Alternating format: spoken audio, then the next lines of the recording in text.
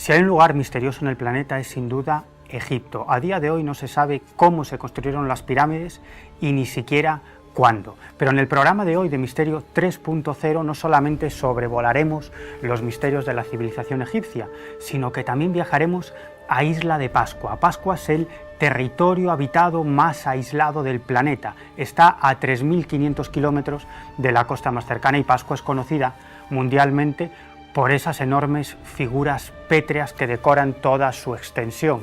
Son los moais. A día de hoy no se sabe ni qué representan, ni tampoco cómo se trasladaron desde el volcán en donde se les dio forma hasta los ajus, las plataformas sobre las que se erigen. Ese es otro misterio en el que ahondaremos hoy en Misterio 3.0, pero también nos iremos de exploración a la Capadocia. Es una región turca que oculta un gran secreto, y nunca mejor dicho lo de oculta, porque bajo el subsuelo de la Capadocia hay auténticas ciudades que descienden unos 100 metros y aproximadamente 20 pisos, ¿no? Ciudades en las cuales en la más remota antigüedad vivieron decenas de miles de personas.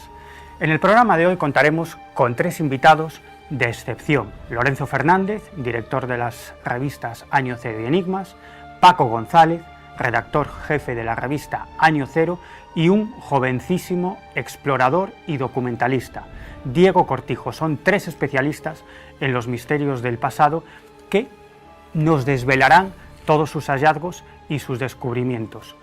No les pedimos nada a cambio por acompañarnos, por estar con nosotros, simplemente tienen que abrir sus mentes y prepararse para disfrutar. Bienvenidos a Misterio 3.0.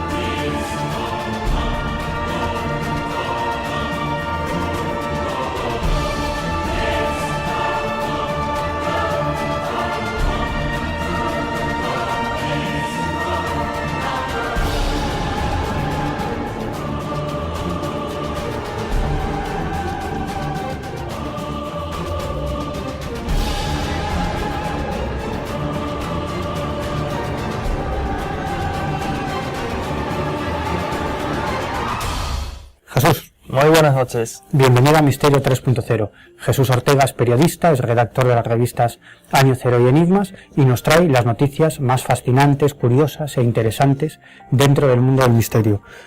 Y comenzamos por Rusia, nos vamos a Rusia. Acaban de descubrir unos cráneos de unos 6.000 años de antigüedad, parece que con una serie de trepanaciones con una finalidad ritual. Pues eso se piensa, y te voy a explicar por qué. Son hasta 13 cráneos los que se han encontrado, como bien dices, con un agujero en la zona, por esta zona más o menos, la zona central del cráneo, aproximadamente del tamaño de una moneda, para que nos hagamos a la idea. Como bien dices, entre 4.000 y 6.000 años de antigüedad. ¿Y qué es lo curioso? Pues podríamos pensar que son trepanaciones pues por algún tipo de, bueno, digamos médicas, ¿no? Con fines médicos. Pero lo curioso es que han encontrado cómo esas trepanaciones muestran signos de recuperación, es decir, los pacientes, salvo 2, que en este caso fallecieron, digamos, 11 de ellos sobrevivieron. Por eso se piensa que podrían ser con fines rituales, por ejemplo, para sacar a los demonios de la cabeza. No solo eso, sino que además los investigadores, en este caso los arqueólogos que han realizado la investigación, piensan que después de estas trepanaciones podrían haber subido las víctimas, por decirlo de algún modo, los trepanados podrían haber ascendido en la escala social. Así que ahí queda esa noticia, cráneos trepanados con fines rituales hace nada más y nada menos que 6.000 años. Y de Rusia nos vamos a Perú, concretamente al desierto de Nazca, donde acaban de descubrir una nueva figura gigantesca en el suelo. Pero primero explícanos, Jesús, ¿por qué es tan importante Nazca? ¿Qué es lo que tiene de especial Nazca? Pues como bien dices, se ha descubierto una nueva figura. ¿Qué pasa? Pues que se suma a la inmensa cantidad de geoglifos, es decir, figuras enormes que tenemos en esa pampa de Perú. De cientos de metros de longitud. Cientos de metros. Lo curioso, que esas figuras no se ven a simple vista desde el suelo, se ven desde las alturas. El misterio de Nazca es inmenso y seguramente alguna vez lo trataremos en Misterio 3.0, pero como digo, una nueva figura se suma al enigmático puzzle de las líneas de Nazca. La forma, pues, tiene forma de animal con lengua de fuera, manchas en el cuerpo, muchas patas y parece que está decapitando a alguien. Bueno, los investigadores, como digo, han medido la figura, en este caso es más pequeñita que algunas de las que se encuentran en esa zona, tiene más de 30 metros de largo y se sitúa dentro de la zona central de las pampas de Nazca. Lo hicieron mediante, retirando las piedras oscuras para dejar, digamos, a la vista pues el tono blanquecino del suelo. Así es como se realizó esta misteriosa figura que se suma, como ya decía antes, al enigmático Nazca. Las famosas pistas de Nazca, los famosos geoglifos de Nazca, uno de los grandes misterios de la antigüedad, y otro de los grandes misterios de la antigüedad es Egipto, y parece que acaba de descubrirse un papiro. Bueno, el papiro no acaba de descubrirse, el papiro ya estaba descubierto, eso es, pero estaba en un museo, ¿no? Efectivamente, en el Museo del Cairo. Y parece que ese papiro alude a un demonio, el demonio que se tenga conocimiento más antiguo de la historia. Efectivamente, el investigador belga Will Serviny lo que ha hecho ha sido poner rostro, por así decirlo, mostrar gráficamente unos demonios que ya se conocían por el nombre, es decir, se tenía referencia escrita de estos demonios, se conocía el nombre, pero nunca se habían visto. Y ahora, pues este investigador, en el papiro que comentábamos, que llevaba 70 años descubierto en el Museo del Cairo y en otros 2 ataúdes también de hace más de 4.000 años, ha descubierto las representaciones gráficas de los demonios Intep, Cheribenut e Ikenti. Son unos demonios con forma de babuino, con forma de pájaro, con rostro de felino, diversos demonios que, como digo, se suman a este inmenso panteón egipcio tan rico y tan misterioso que a día de hoy nos sigue deparando sorpresas. El fenómeno OVNI, mi tema preferido. Una nueva declaración de Hillary Clinton, que es la candidata del Partido Demócrata a la presidencia de los Estados Unidos, probablemente sea la persona que ocupe el despacho oval. Y no es la primera vez que lo hace, pero en esta ocasión una declaración muy interesante sobre el fenómeno OVNI. Efectivamente, lo cierto es que la campaña, en este caso la pre-campaña para la presidencia de Estados Unidos, está marcada por el misterio, porque nos encontramos con noticias de OVNIs casi a diario, noticias relacionadas con los candidatos a la presidencia. Y en este caso nos tenemos que ir al 20 de abril de este mismo año, cuando Hillary Clinton efectivamente reconoció que si ella llega a la presidencia va a desclasificar los documentos OVNI que no supongan un peligro para la seguridad nacional. Lo que dijo fue que hay suficientes testimonios sobre el asunto y que no cree que la gente se invente estas cosas. Como digo, su intención, si llega a la presidencia, será desclasificar aquellos documentos que muchos estamos esperando con los brazos abiertos, siempre y cuando no afecten, como bien dijo, a la seguridad nacional. Y esos expedientes X que, si llega Hillary Clinton a la presidencia, verán la luz, o al menos eso es lo que ha prometido. Pero es una política, ya lo sabemos. Jesús, muchas gracias. Muchas gracias. Hasta la próxima semana.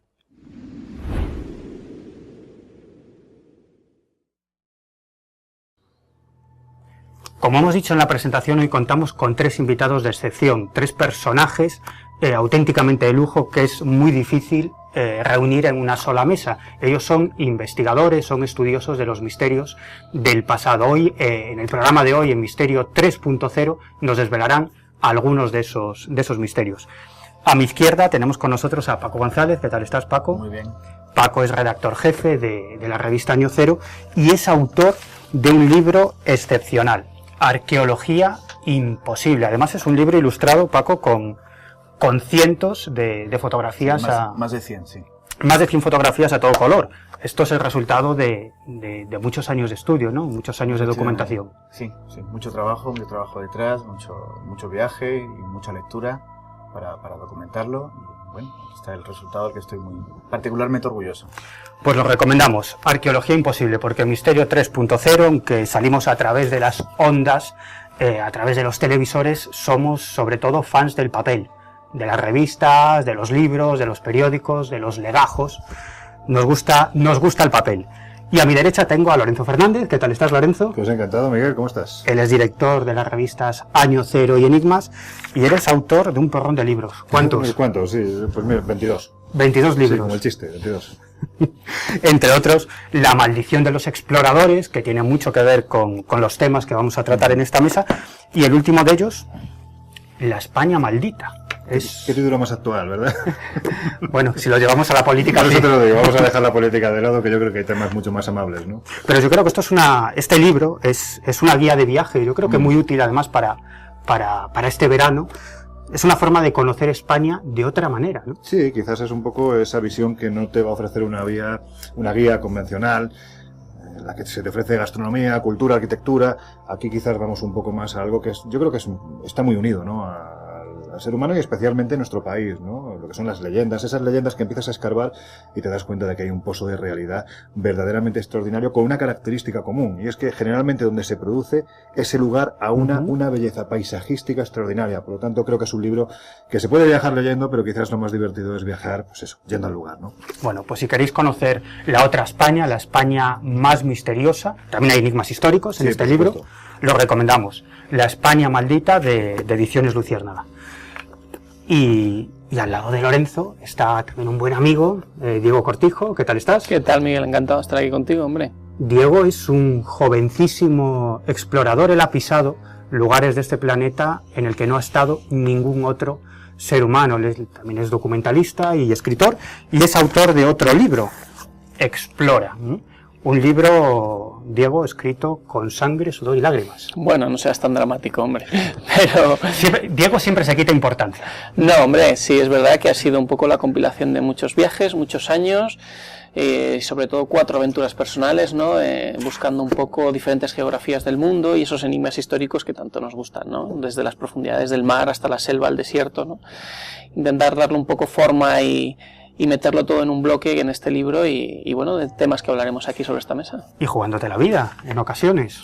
Bueno, siempre cuando uno se va muy adentro de selva o del desierto, pues siempre te encuentras situaciones más complicadas, ¿no? Pero... Hablaremos de selva, hablaremos de tus aventuras en la selva y de tus hallazgos. Estás a punto de descubrir el Paititi, esa Bueno, mítica ciudad. ya me gustaría a mí, ¿no? Estamos ahí, seguimos trabajando, ¿no? Sí que es cierto que parece mentira que hoy día, en el siglo XXI, todavía esas historias y esas leyendas, como bien decía Lorenzo, todavía tengan lugares que puedan ser el punto real de esas historias, ¿no? Que tantos durante siglos quizás pues se han ido engendrando, ¿no? De alguna manera. Y es increíble que todavía hoy podamos pensar que podamos encontrar sitios todavía desconocidos. En un próximo programa hablaremos contigo de Tassili. Además es un lugar al que viajamos juntos. Es un desierto, es más bien una meseta montañosa, ¿no? Sí, Tassili tiene esa particularidad de parecer de otro planeta, ¿no?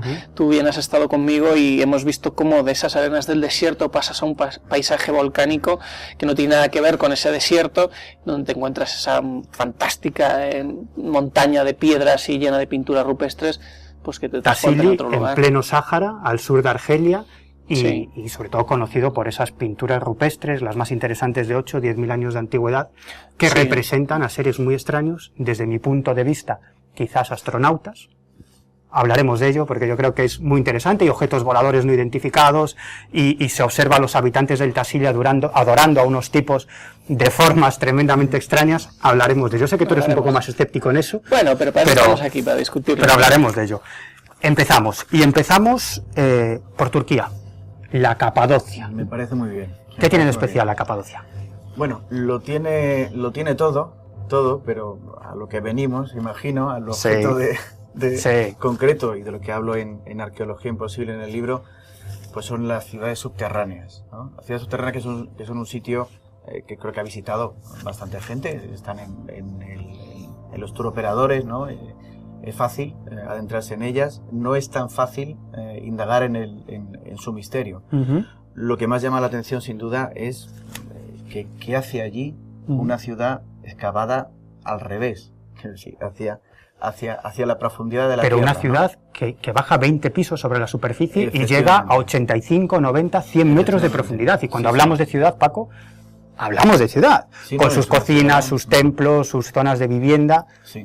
Sí, efectivamente, es algo muy extraño. Obviamente no se pudo hacer de la noche a la mañana, eso llevó muchísimo tiempo hacerlo. La pregunta es, ¿qué necesidad hubo de hacer estas ciudades cuando hay terreno suficiente para construirlas con normalidad, digamos, ¿no? Sin embargo, están excavadas hacia abajo y además con la particularidad de que prácticamente no hay nada en el exterior que delate que esa ciudad está enterrada, ¿no?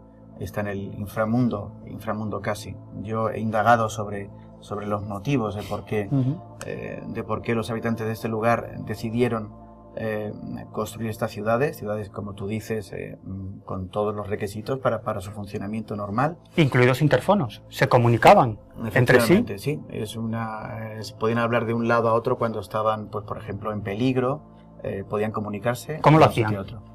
Sí, bueno, por una especie de tuberías que también servían como conductos de aire, ¿no? Eran tipos muy ocurrentes. Quienes los construyeron, porque no sabemos quiénes fueron. Yo propongo No se sabe quiénes los construyeron. Yo propongo una solución en mi libro, no quiero destriparlo aquí, ¿no? La arqueología convencional ha ido señalando primero a los cristianos que huían de los países musulmanes, digamos en tiempos muy recientes. También ha apuntado a población turca. Como la piedra cuenta poco, pero de vez en cuando se encuentran cosas que se pueden datar, y las dataciones de los niveles más antiguos, donde se han encontrado artefactos que se han podido datar por radiocarbono, señalan al pueblo de los hititas. Los hititas aproximadamente en el año, hablo de memoria, creo que son en el año 1750 a.C., hace menos de 4.000 años. Yo planteo una cosa. El problema de los hititas, y si por algo son célebres los hititas, era porque era un pueblo muy belicoso. Claro. Era un pueblo muy guerrero, y que de hecho tenemos ejemplos de arquitectura hitita muy relativamente cerca de donde están estas ciudades subterráneas. Y ellos construían más bien a la manera de los sumerios. Quiero decir, eran construcciones, en fin, que estaban hechas para mostrarlas a la gente que iba a visitarles. Ellos tuvieron muy buenas relaciones, por ejemplo, con el Egipto antiguo, relaciones comerciales, también tuvieron sus batallas, célebres por otra parte. Pero de algún modo querían esconderse de algo, de alguien. Entonces yo digo, vamos a ver, los hititas no me cuadra en absoluto que esta gente, porque su forma constructiva es completamente distinta, excavasen esto para refugiarse de qué o de quién. Entonces yo viajo más atrás en el tiempo y planteo una solución en mi libro. Hay otra pregunta, no me quiero adelantar a los hechos. ¿De qué querían ocultarse y por qué decidieron construir ciudades permanentes, porque son ciudades permanentes, bajo tierra, que llevaron muchísimo trabajo, muchísimo tiempo? Claro. ¿De qué? También hablo de eso en el libro. Yo puedo imaginar un paisaje absolutamente feroz, horrible contra los seres humanos. La arqueología convencional dice que era un terreno de paso donde había hordas que saqueaban los pueblos. En fin, yo lo dudo. No creo esa solución. Estoy convencido de que la gente afrontaría los peligros o huiría, escaparía del lugar, pero no construiría una gran ciudad. ¿Estás hablando de algún tipo de entidad o entidades extrahumanas? No me gusta. Mira, ya hay un tema, ya sé por dónde vas. Pregunto, ¿eh? Me lo han preguntado en más de una. A mí me gustaría que se mojara porque me tienes con el intrigo de saber de quién se querían proteger. Está a punto de tirarse a la piscina. Me mojo y va para atrás. Y lo he dicho en más de una ocasión porque la gente, cuando me dice Paco González, redactor jefe de Año Cero, por aquí van los tiros. No. O no conmigo, o no necesariamente. El problema que he detectado yo cuando se cuestionan estas historias y tal es que rápidamente sacas el asunto de las visitas de extraterrestres. La hipótesis de los antiguos astronautas, este tipo de cosas. Déjame acabar, que es muy breve.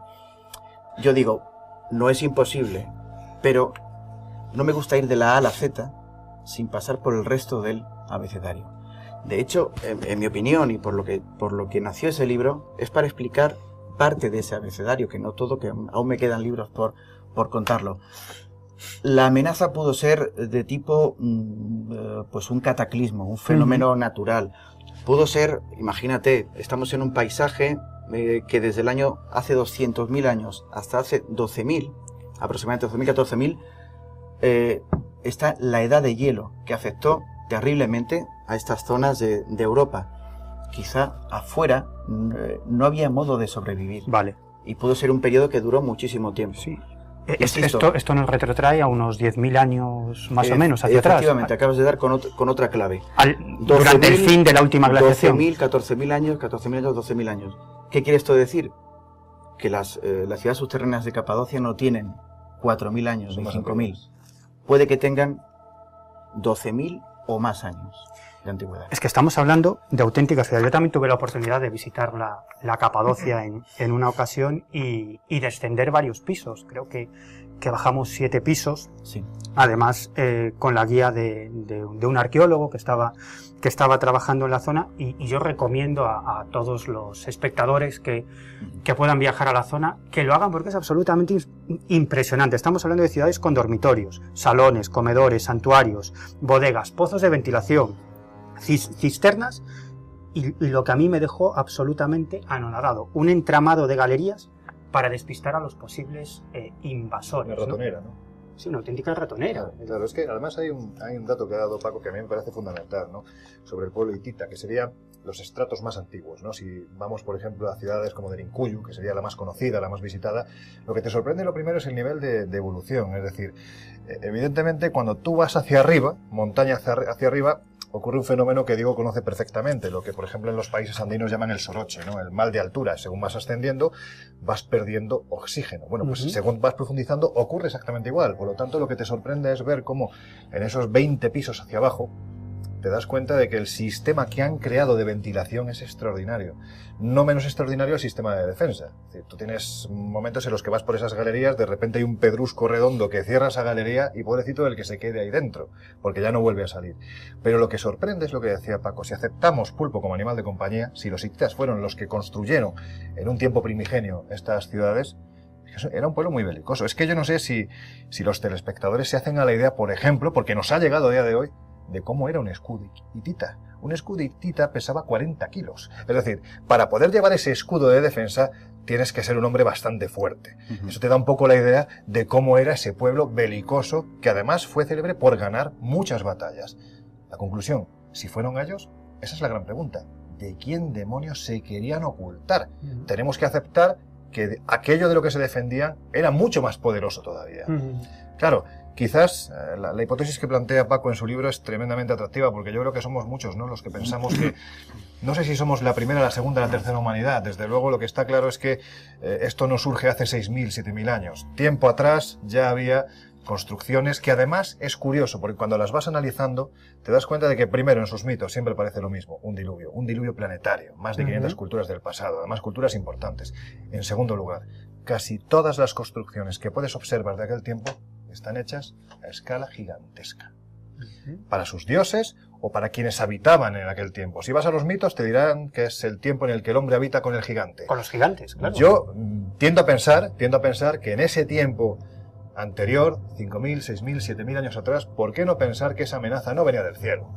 Venía de la propia tierra. Y en esa tierra habitaban diferentes tipologías, no vamos a decirlo así. Claro. No te estoy hablando de un gigante de 40 metros, ¿eh? Sí, Un señor de 2,5 metros, por ejemplo, los que se asocian a la cultura Varna 7.000 antes de Cristo, es una cultura verdaderamente extraña. Se han encontrado recientemente a orillas del Mar Negro yacimientos funerarios donde hay cuerpos, cadáveres de 2,10 metros, 2,20 metros, un Pau Gasol de hoy en día, pero imaginemos lo que era ese señor hace 7.000 años. Claro, en la época. Claro, era un auténtico gigante, pues vamos a eso. Claro, estamos hablando de ciudades permanentes. En algunas de estas ciudades llegaban a ocultarse 20.000 almas, 20.000 personas que vivían allí de forma permanente. Bueno, la Capadocia, uno de los misterios que simplemente hemos sobrevolado en esta mesa de diálogo. Y ahora cambiamos de escenario, nos vamos a otro lugar del planeta que vosotros dos conocéis muy bien, tanto tú, Diego, como tú, Lorenzo, que es Isla de Pascua, ¿no? Es el territorio habitado, más aislado del planeta, ¿no? Está Qué bonito suena, ¿verdad? El lugar habitado más singular y más apartado aislado del mundo, ¿no? Sí. ¿A cuánto está? 3.500 kilómetros de la Sí, costa de la costa americana. sudamericana, unos 3.500, sí, fíjate. Y es mundialmente conocida Isla de Pascua por los moais, ¿no? Esas figuras pétreas gigantescas que miran al infinito y decoran esa esa isla, ese islote. ¿De cuántos moais podemos estar hablando, Diego? En Pues Isla de fíjate, Pascua? se han dado muchas cifras siempre sobre esos enigmáticos moais, pero es increíble pensar que no sabemos exactamente cuántos hay en la isla, ¿no? Porque incluso hay muchos que han sido reutilizados, pero estamos hablando de alrededor de unos 800, ¿no? 800. En esa pequeña isla, a mí siempre digo que el nombre que más me gusta, que recibe muchos nombres, es Matakiterani, es los ojos que miran al cielo. Y no solo por los moais, ¿no? Sino por los volcanes, por esa isla volcánica y todos esos grandes cráteres que miran al cielo, recibe ese nombre, ¿no? Porque no solo de moais hay que hablar en Isla de Pascua, todavía hay muchos temas y cosas y verdaderos misterios todavía sobre Rapa Nui. Tú y yo hemos estado en Isla de Pascua juntos, además Sí, señor. siguiendo algunas historias que nada tienen que ver con la arqueología, sino con otra clase de misterios que aquí nos interesa mucho, que es el fenómeno ovni, ¿no? Ese Y fenómeno no solo el universal. fenómeno ovni, ¿no? Sino en general ese mundo sobrenatural que convive incluso con las gentes de allí, con los Rapa Claro. Nuis, ¿no? Porque si Pascua tiene algo especial, no es esa magia que la rodea, ese halo energético de alguna manera que convive con esas islas, en ese tipo de islas, ¿no? Además con esas fuerzas telúricas que allí convergen, ¿no? Esos puntos tectónicos y volcánicos, ¿no? Que hacen que haya algo especial en esa isla, ¿no? Y ese algo especial es lo que ha hecho, pues, que se produzca mucha fenomenología, ¿no? Incluso que ese mundo espiritual conviva de esa manera tan permanente con los habitantes y los isleños, pues como permitirles utilizar ese mana, que desde tiempos ancestrales es esa energía que ellos les permitía conocer cosas de antemano, incluso mantener un contacto con sus antepasados, ¿no? Y parece increíble cómo a día de hoy los relatos siguen y de alguna manera es algo común y habitual las conversaciones acerca de ese mundo espiritual con el que ellos conviven. Es que ese mundo sobrenatural está todavía muy vivo en Pascua. Nosotros lo pudimos comprobar cuando tuvimos la oportunidad de hablar con algunos pascuenses que estaban convencidos de que los espíritus los acompañaban de forma constante, incluso en alguna ocasión los agredían, ¿no? Sí, más que convencidos, incluso yo diría más, ¿no? Porque ellos desde pequeños han convivido con ese mundo espiritual, ¿no? Para ellos es parte de la realidad cotidiana que tienen en la isla, ¿no? Desde pequeños han visto cómo sus ancestros se comunicaban con ellos, o desde pequeños han visto cómo necesitaban pedir permiso para acceder a algunas áreas, o el consentimiento de esos antepasados, pues para ciertas tareas incluso cotidianas o simplemente para desplazarse por la isla, ¿no?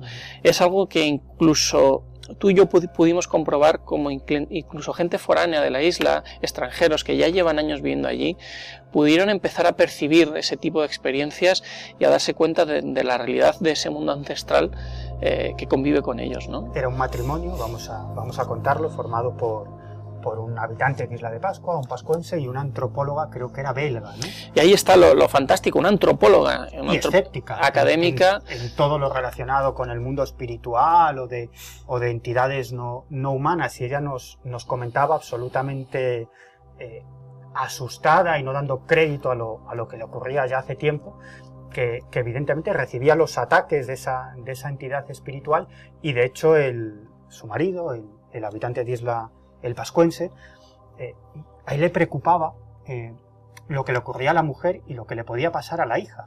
Pero Sí. por su parte no tenía ningún tipo de temor, porque él estaba acostumbrado a convivir con estas entidades. A mí me impactó mucho esa experiencia de ella porque no sabía cómo gestionar todo ese nuevo flujo de información que estaba recibiendo, ¿no? Todas esas experiencias, y realmente estaba atemorizada, porque en su mente europea, en su mente científica no cabía algo así, ¿no? Y más pensar que su hija, que apenas tenía 10 años, convivía ya con esa realidad que transmitía su madre, ¿no? Continuaremos hablando de Isla de Pascua porque todavía nos queda lo más interesante, ¿no? ¿Qué representan esos moais? ¿Cuándo se construyeron?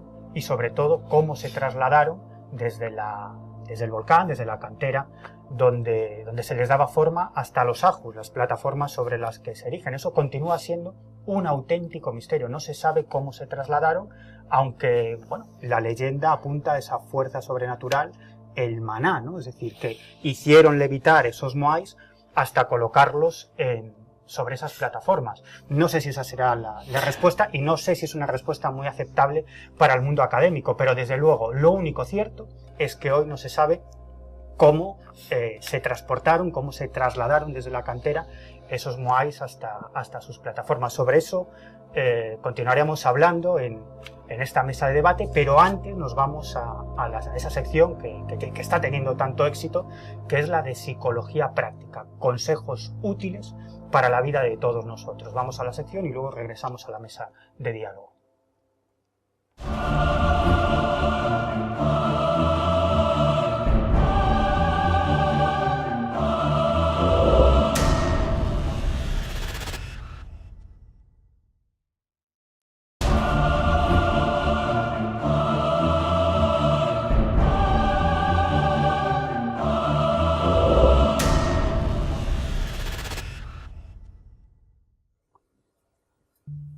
Juan Carlos, bienvenido de nuevo a Misterio 3.0. Gracias.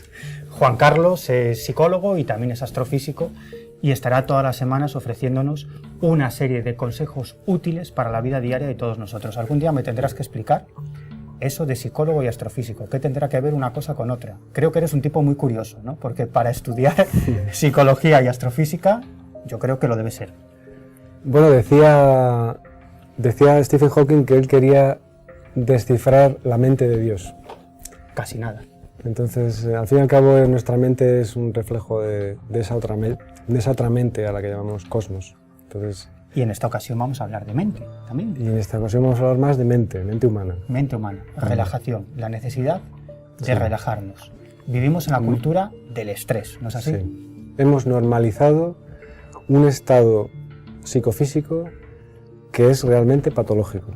Vale. Mantenemos durante horas, días, semanas, niveles de activación del sistema nervioso simpático y del cerebro en general, de la musculatura, de las vísceras. Mantenemos un nivel de actividad que en el reino animal solo ocurre en periodos muy cortos, cuando hay un peligro inminente o de forma muy intermitente. Nosotros hemos creado un estado permanente.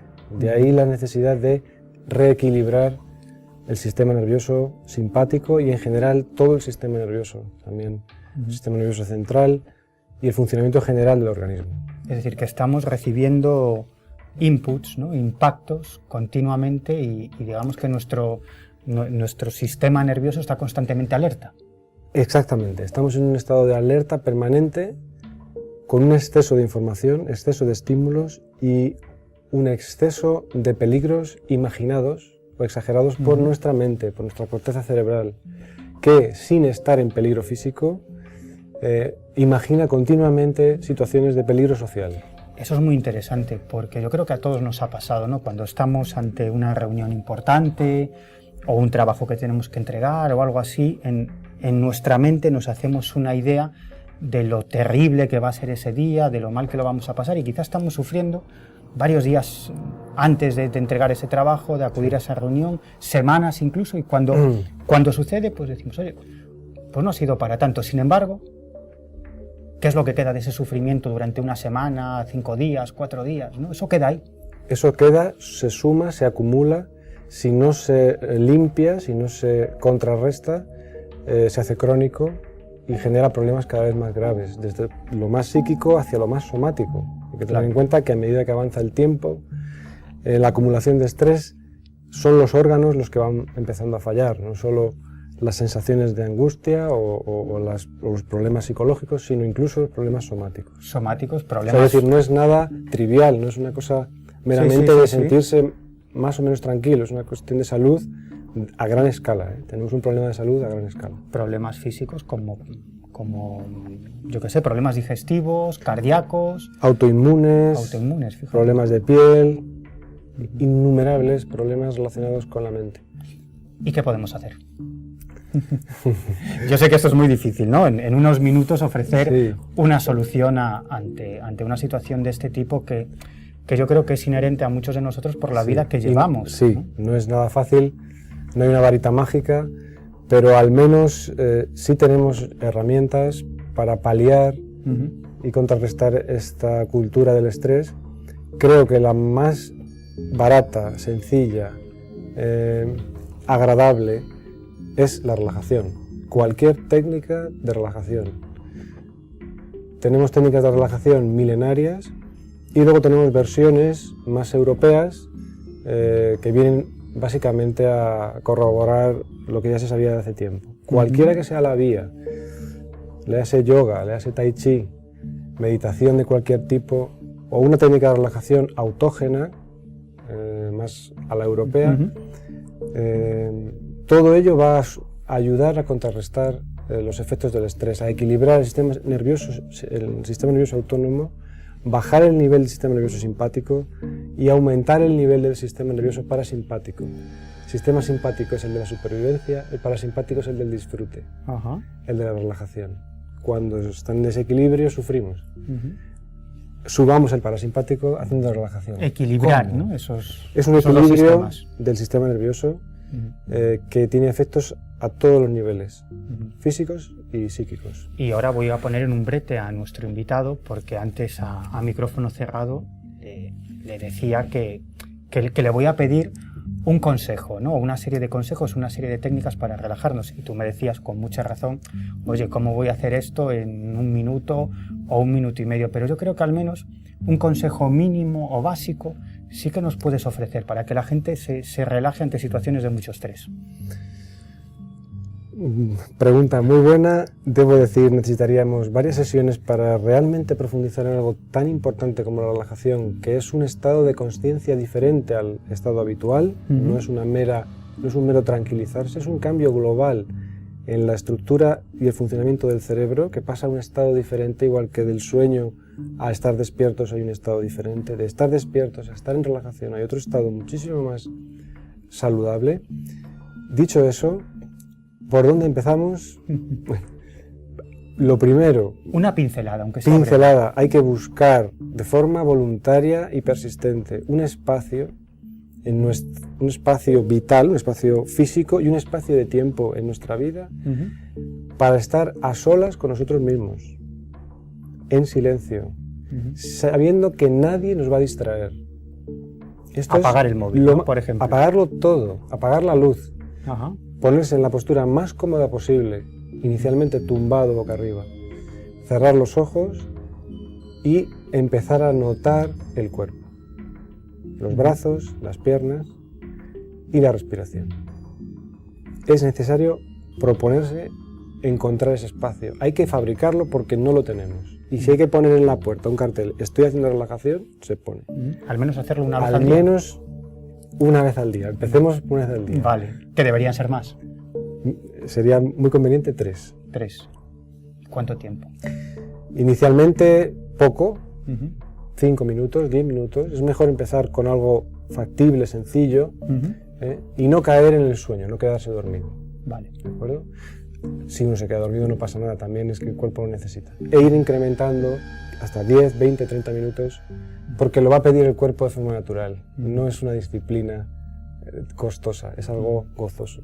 Bueno, yo creo que nos has ofrecido un consejo práctico que, hombre, habría que profundizar mucho más, pero sí, yo creo que cualquiera de nuestros espectadores que quiera acaparar más información sobre esta cuestión, la relajación, que ahora se llama mindfulness, ¿no? Pero que casi es lo mismo, diría, bueno, no vamos a entrar ahí, porque si no nos llevaría mucho más tiempo, pero tienen a su disposición seguro muchos tutoriales en YouTube o incluso libros fantásticos sobre la cuestión de la relajación o el mindfulness, ¿no? ¿No es así? Si me permites una recomendación dentro de este inmenso espectro, yo recomiendo encarecidamente, y no es mío, es la técnica de Eugenio Herrero, que se llama relajación creativa. Vale. Está en todas las librerías y es sencillo, eficaz, lleva 30 años funcionando con mucha gente y es el mejor punto de partida. Eugenio Herrero. Doctor Eugenio Herrero. ¿Meditación? Relajación creativa. Relajación creativa. Eso es. Muy bien. Nada mejor que disfrutar de un libro, ¿no? Y en este caso, un libro práctico. Un libro guía. Un libro guía. Juan Carlos, hasta la próxima semana. Muchísimas gracias. Gracias a ti.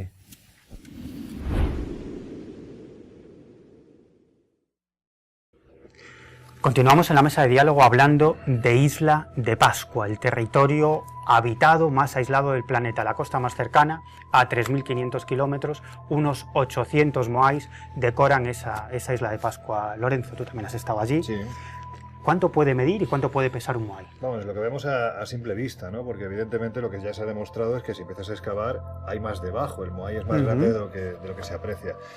Lo hablábamos precisamente ahora con Diego, ¿no? Aproximadamente estamos en una media de 5 o 6 metros, lo que pasa es que, claro, luego tienes el gran moai que no fue sacado de la cantera madre, del Rano Raraku, del volcán. Ese es impresionante. Ese es impresionante porque es un moai tumbado que mide aproximadamente 20-21 metros. Ahí ya nos vamos, pues si los otros tienen una media de 40 toneladas de peso, aquí nos podemos estar yendo a 200, 300, aunque he llegado a leer que hay quien habla de hasta 1000 toneladas, ¿no? No se sabe porque evidentemente jamás fue levantado, pero es impresionante solo pensar la técnica que tuvieron que utilizar, no solo para modelarlo, sino cómo pensaban después colocarlo, levantarlo y llevarlo a su sitio, porque evidentemente, por ejemplo, tienes el Aju Tongariki, ¿no? Que está aproximadamente a cuánto, a unos... Está muy cerca, es el ajo más cercano a la cantera. Pero cerca es una distancia en un terreno con una geografía, pero 1 kilómetro, hay que desplazar una masa, un volumen de estas características hasta allí. Pero eso es muy interesante porque yo creo que acabas de dar tú ahora mismo la clave, ¿no? Es decir, si fueron capaces de trasladar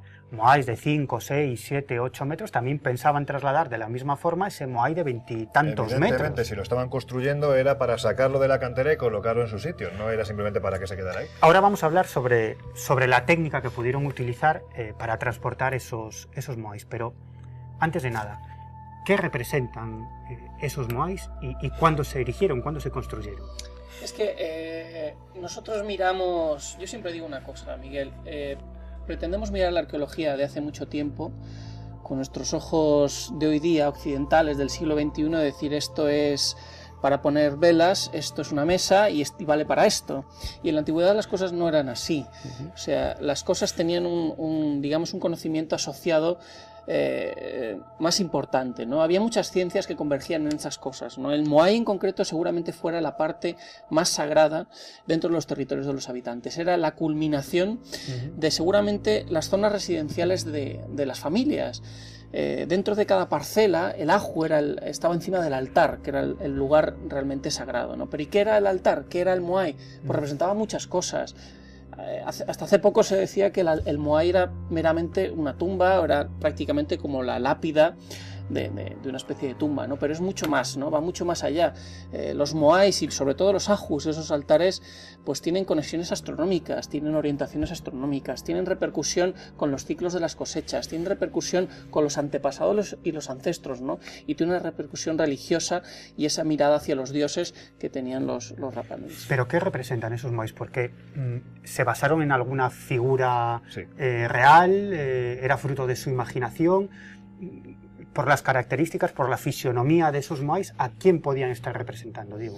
Pues mira, es un tema complejo, porque yo he visto, son unas características faciales muy típicas de la Polinesia, pero también de Sudamérica, ¿no? Son rostros con frente alargada y narices muy pronunciadas, mentones bien marcados, que yo, por ejemplo, he visto en la cultura mapuche, en Chile, que son idénticos, ¿no? En culturas que presuntamente no han tenido contacto, ¿no? Pero se han visto más de esos ejemplos en toda la Polinesia, ¿no? ¿A quién ha podido representar? ¿Cuál es el origen de todo eso? Pues yo creo que es complicado, ¿no? Según la tradición, los pascuenses venían del oeste, venían de esas islas, ¿no? Incluso dicen que venían de la cultura maorí, venían de esos maoríes, incluso de Nueva Zelanda. ¿Qué han podido arrastrar de toda esa cultura continental? Pues ahí nos perdemos, porque hay quien dice incluso que Pascua seguramente pudo ser uno de los últimos lugares habitados de todo el planeta. Entonces venían arrastrando un montón de conocimiento que solo se ha perdurado ahí en Isla de Pascua. Bueno, y también está la teoría, Lorenzo, según la cual, o la teoría que defiende, que esos moais están representando a unos exploradores llegados de América, quizás del Imperio Inca. Vamos a ver, tienes el tipo de construcción que encontramos, por ejemplo, en la capital del Tahuantinsuyo. Y perdona, y no es ninguna tontería, estamos hablando de americanos, de habitantes de América, que llegan a Isla de Pascua. ¿Cuánto puede estar Isla de Pascua de las costas de América? Pues desde las costas de América, 4.000 y pico kilómetros, ¿no? Estamos Son a 4.000. 3.600 kilómetros desde Chile. Desde Chile, 3.600. Si pensamos que tenemos que irnos un poquito más arriba, hacia las costas de Perú, ya la distancia se prolonga un poquito más.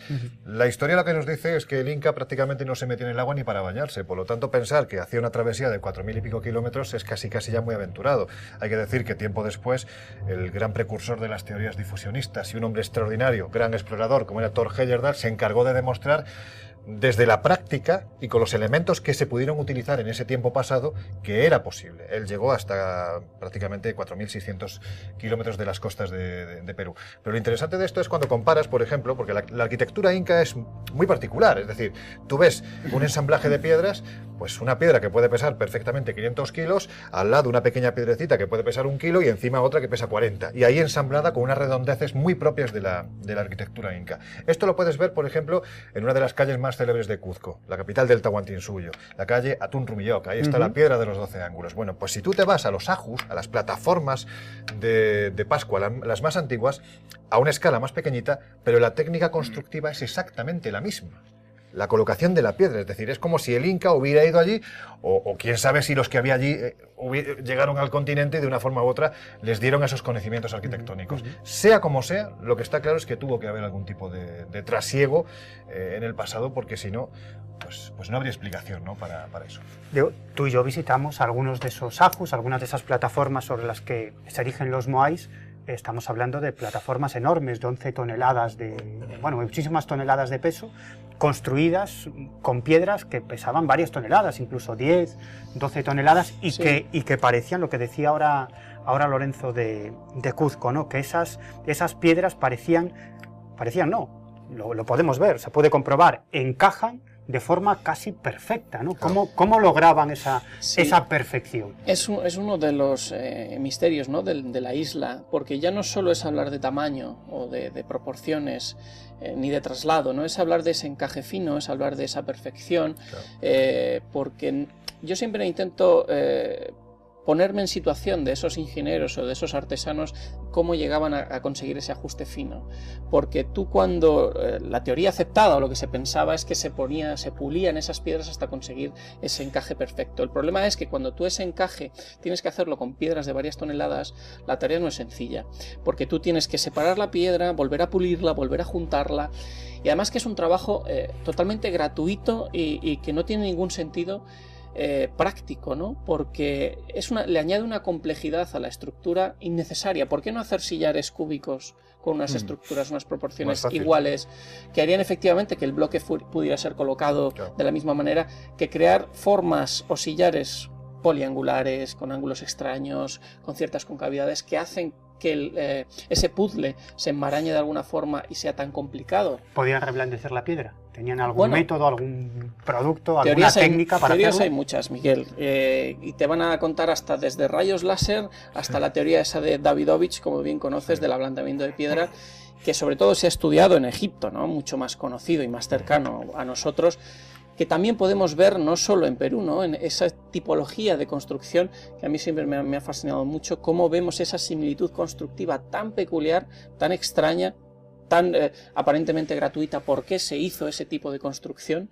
Y tan exactamente igual en diferentes zonas del mundo, ¿no? Yo si me dejáis apuntar una cosa, estaba pensando antes, si para la gente los isleños, para la gente que vive en una isla, es natural construirse, fabricarse una barca y salir al mar, e irte lejos. Es natural. Si habéis vivido en una isla o conocéis a gente que, como la conocéis, eso es lo más natural del mundo, ¿no? Esto por un lado. Y eso, desde que tuvieron el medio para hacerlo, estoy convencido de que hubo una civilización anterior a la nuestra lo suficientemente avanzada como poco para comunicarse, incluso, y llegar a esos 3.600 kilómetros sería lo más sencillo del mundo. Y luego, es curioso lo que apuntaba Diego, las molestias que se tomaron en construir este tipo de monumentos, gente que supuestamente se tenía que dedicar a sobrevivir máxime en una isla donde los recursos es probable que se acabasen pronto, ¿no? Y también la tercera cosa, y termino, es cómo en toda esa área del Pacífico hay muchas construcciones muy similares y todas estas culturas que tienen mitos creacionales muy similares construían también con bloques que con la perspectiva de nuestros días es algo insólito. Sobre todo, además, Paco, perdona, digo, navegar si además tienes la necesidad de hacerlo. Claro. Me explico, es decir, si tú vas a los mitos de Pascua, te explican perfectamente el por qué construyen el primer Moai, pero también te dice de dónde vienen. Es decir, ellos proceden, y es algo que se repite prácticamente en las principales culturas del pasado, proceden de un continente que se hunde en la noche de los tiempos y al que ellos llaman Jiva. Dice la tradición que de ese continente sale el rey Hotumatua con 200 o 300 acompañantes, pues eso, ¿no?, intentando llegar a tierra firme. Y lo consiguen. ¿Y dónde? Bueno, pues hay quien dice que llegan a Isla de Pascua porque era la cumbre de la cordillera principal, no de ese continente hundido. Bueno, sea como fuere, lo cierto es que cuando llegan a Anaquena es curioso, ¿no? Porque por un lado te explican la necesidad de encontrar esta auténtica aguja en un pajar de aguas que es Isla de Pascua, van buscando tierra después de huir de una gran catástrofe, pero también te explican el porqué de los Moai. Durante esa travesía resulta que el padre del artesano real fallece y parece ser que en un instante determinado empieza a manifestarse como un fantasma. Este lo que hace es acudir al hechicero real, a Jaumaca, para decir, oye, ¿cómo me puedo quitar la presencia de mi padre que me está agobiando? Bueno, pues cuando llegan a tierra, tienes que construir una talla a imagen y semejanza de tu padre. La colocas delante de tu casa y dejará de molestarte. Bueno, pues así es como lo hace, ¿no? Él llega a tierra, construye sus cabañas, sus casas y coloca la talla a imagen y semejanza. Y el espíritu del padre deja de molestarle. El resto de pascuenses, de Rapa Nui de aquel tiempo, al ver aquello, pues dicen, oye, si funcionan, vamos a construir nosotros también. Y así es como dice la tradición que surgen los Moai. Claro, yo me planteo, Miguel, si tú construyes una talla a imagen y semejanza para defenderte de eso que te está molestando, cuando te encuentras con un Moai que mide 5, 6, 7 metros, si está hecho a imagen y semejanza, ¿de qué demonios te quieres defender? Bueno, defender o otras cosas, ¿no? A Lorenzo le gusta ponerse... Sí, pero fíjate, Diego... pero es que también el Moai en sí, de alguna manera quiere representar esas presencias o esos antepasados, ¿no? Era la manera de contener de alguna forma esa presencia espiritual, ¿no? Incluso los demonios, pero que realmente... ¿quién lo dice, Diego? ¿Quién lo dice eso? Los pascuenses, ¿no? Claro, pero es que los pascuenses de ahora no tienen nada que ver con los pascuenses que construyeron los Moai. No tienen nada que ver. Sí, son pero, gente completamente diferente. Por ejemplo, los demonios, como los Moai Kaba Kaba, es muy bien, como tú decías, se tallaron esos primeros demonios precisamente para que contener a esos demonios en esa estatuilla, ¿no? Sí, perfectamente los Moais grandes podían tener alguna intencionalidad de contener, o por lo menos de ser el punto donde bajaran esas presencias, ¿no? Pero bueno, yo creo que hay mucho más asociado a esas estructuras, ¿no? Que tiene que ver mucho más incluso con la propia práctica y con las propias cosechas y con la propia protección de las tierras y de las casas. Pero esa tradición sigue muy presente. Acuérdate, Diego, cuando nos comentaban varios pascuenses que además ni siquiera no podemos tildar de ignorantes, sino que eran personas con estudios. Uno de ellos era guía oficial, arqueólogo. Y ellos hablaban de sus encuentros con esos espíritus ancestrales, ¿no? Además, cada uno de esos espíritus está vinculado a una determinada familia, a un determinado clan y a un determinado lugar, a una determinada zona geográfica de Isla de Pascua, por lo que los miembros de un clan a veces tienen miedo de pasar por una zona perteneciente a otra familia, a otro clan, por si son atacados, sobre todo de noche, ¿no? Por si son atacados por esos espíritus. Miguel, ¿no? Yo estuve de noche, como habréis estado vosotros seguramente, en el Aju Tongariki, poquito antes de que dieran las 12 de la noche. El Aju Tongariki, para que los espectadores lo sepan, quizás sea el más característico de cuántos hay en Pascua. Son pues esos 15, 16 Moai, ¿no?, que están colocados uno al lado de otro. Y claro, este chico, Matua Tuki, no se me olvidará nunca, era una especie de Rambo de 2 metros cuadrado, y el hombre, cuando veía que se iban aproximando las 12, se quería ir de allí cuanto antes, porque decía que venían los Kaba Kaba, que él había tenido incluso amigos a los que estos espíritus demoníacos le habían estado atormentando toda su vida. Incluso nos daba la solución, en el supuesto de que pasasen las 12 de la noche, de cómo teníamos que acceder a nuestra casa. Eso lo habrás oído tú allí de sobra, ¿no? Que tienes que entrar de espaldas, porque si entras de frente lo puedes tener colgado a la espalda y entonces ya no se te va en toda la noche, o quién sabe si en toda la vida. O sea, y son sus creencias. Podríamos estar toda la noche hablando de los misterios de Isla de Pascua. Hay muchísimos. Cuando uno viaja a la isla y observa esos moais, puede que en un principio no logre aprender, no logre llegar al fondo de los enigmas, pero cuando uno empieza a documentarse se da cuenta de que detrás de esas construcciones hay no solamente infinidad de misterios, sino sobre todo infinidad de conocimientos puestos en práctica, ¿no? Estoy recordando, por ejemplo, la investigación que llevó a cabo hace algunos años Jorge Edwards, que es un antropólogo chileno muy conocido, y Juan Antonio Belmonte, que es pues, un físico, es astrofísico del Instituto Astrofísico de Canarias, y es uno de los máximos expertos en arqueoastronomía, es decir, la vinculación de determinados monumentos arqueológicos con la astronomía. Y resulta que ambos dos descubrieron que los moais, más que los moais, los ajus,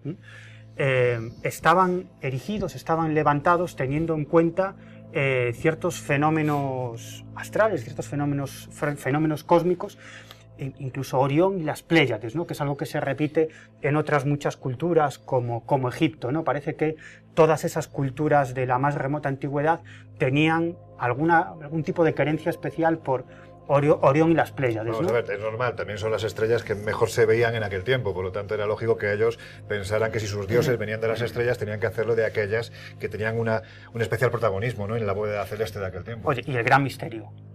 Yo creo que llevamos ya un tiempo hablando de Isla de Pascua y sus misterios, pero yo creo que el gran misterio, y por lo que es conocido Pascua, los moais, cómo se transportaron desde el volcán, es el volcán Rano Raraku, cómo se transportaron a todos los confines de la isla, cómo los trasladaron, cómo los erigieron, cómo los levantaron, cómo los pusieron sobre los ajos. Han hecho muchos experimentos de arqueología práctica, pero de momento no hay ninguna solución. Pues te voy a contradecir, Miguel, y perdóname, pero sí se ha hecho arqueología experimental. Haces bien en contradecirme. Se ha hecho arqueología experimental y hay varios métodos que parecen haber dado resultado. Lo que hay que tener claro es que el moai, y por la disposición que los moais se encuentran, los que están a medio camino, y tal y como dice la tradición, el moai caminaba. O sea, el moai era trasladado de manera vertical, que añade también una cierta complejidad a ese traslado, ¿no? Porque todas las teorías de traslado que se hacía tumbado tienen ese aporte, ¿no? Pero sí se han hecho varios trabajos de arqueología experimental moviendo esos moais de manera vertical, ¿no? Y levantándolos, pues desde Thor Heyerdahl, cuando hizo el propio, pudo hacer arqueología experimental con los isleños que recordaban cómo levantaban esos moais a base de pequeños cantos, iban ligeramente levantándolo, ¿no? A mí hay otros misterios, Miguel, porque fíjate... Pero aún así, Diego, aún así, esos moais que lograron levantarse, erigirse, colocarse más o menos sobre los ajus, no quedaron en muy buenas condiciones, ¿no? Pero ¿por qué no pudieron ser luego retallados? Es decir, el moai tiene muchas fases de trabajo, ¿no? No sale perfectamente trabajado solo desde la cantera, puede ser trasladado y una vez erigido, retocado y pulido esos desperfectos, ¿no? Pero ¿por qué, Miguel, no te has preguntado por qué hay 400 moais en los altares y hay 400 en la cantera que no se sabe qué hacen ahí? ¿O por qué los altares más importantes no tienen moais? ¿Qué son los altares? Que a lo mejor los altares no eran lugares para colocar los moai. De hecho, muchos de los moai han sido situados allí posteriormente. En época muy reciente, es decir, que estaban o caídos o... Sí. Y es lo que comentabas tú de ese aporte astronómico, ¿no? De unir esa ciencia.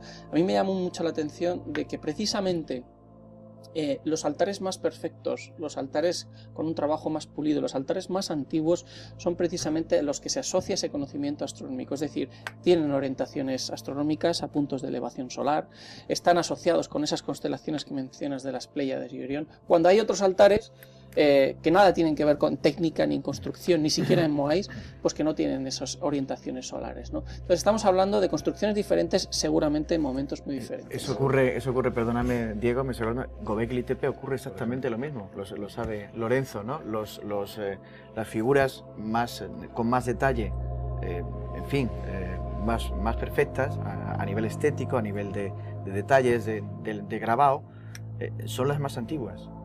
¿Qué ocurre? Que las generaciones posteriores que intentaron replicar esas figuras probablemente ni sabían lo que estaban haciendo, estaban copiando por copiar. Eso también ha ocurrido en el Antiguo Egipto.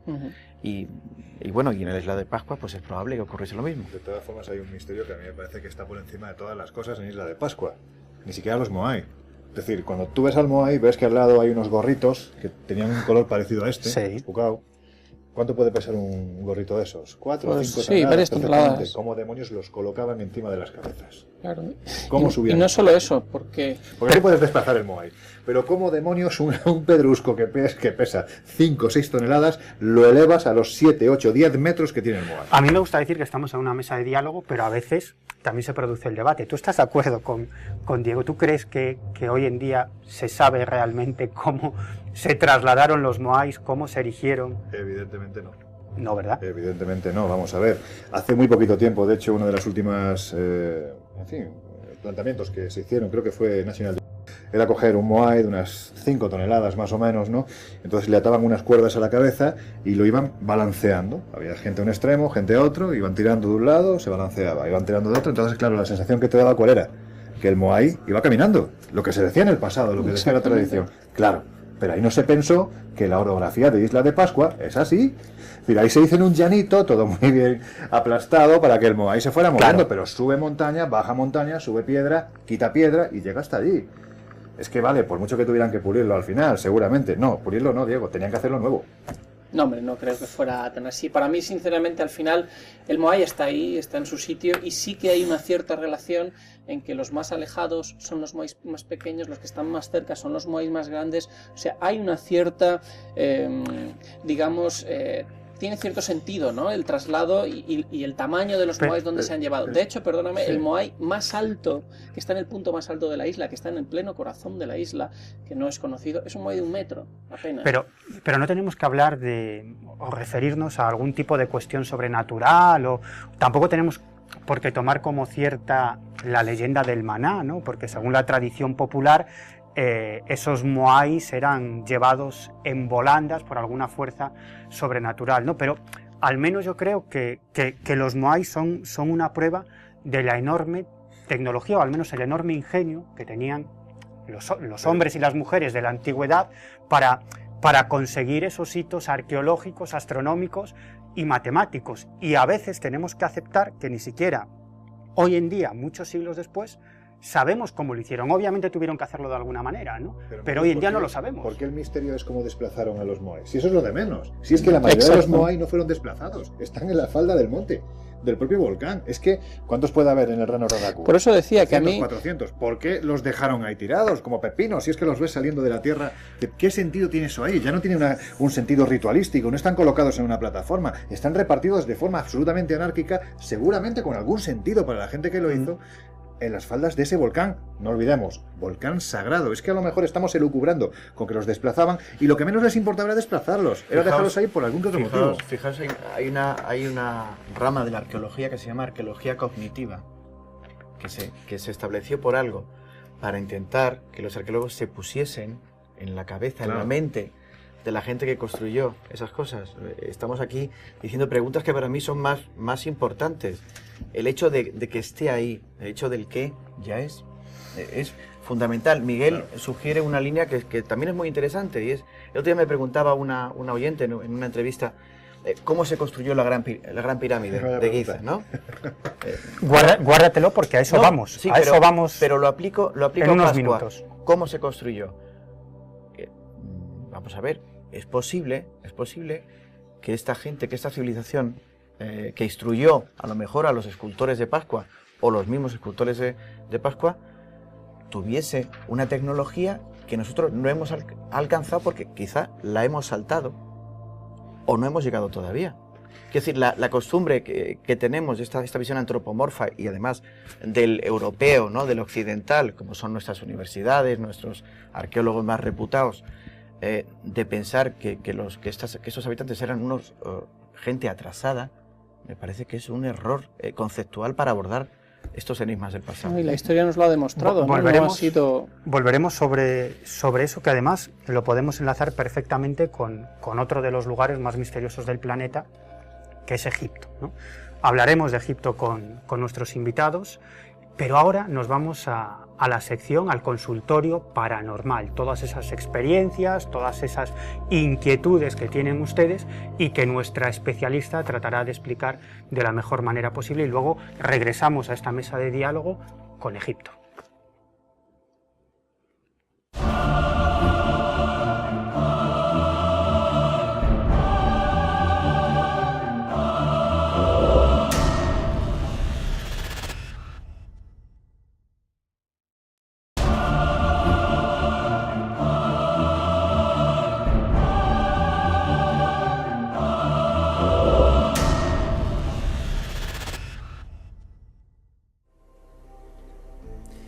cada semana nos acompaña Sol Blanco Soler.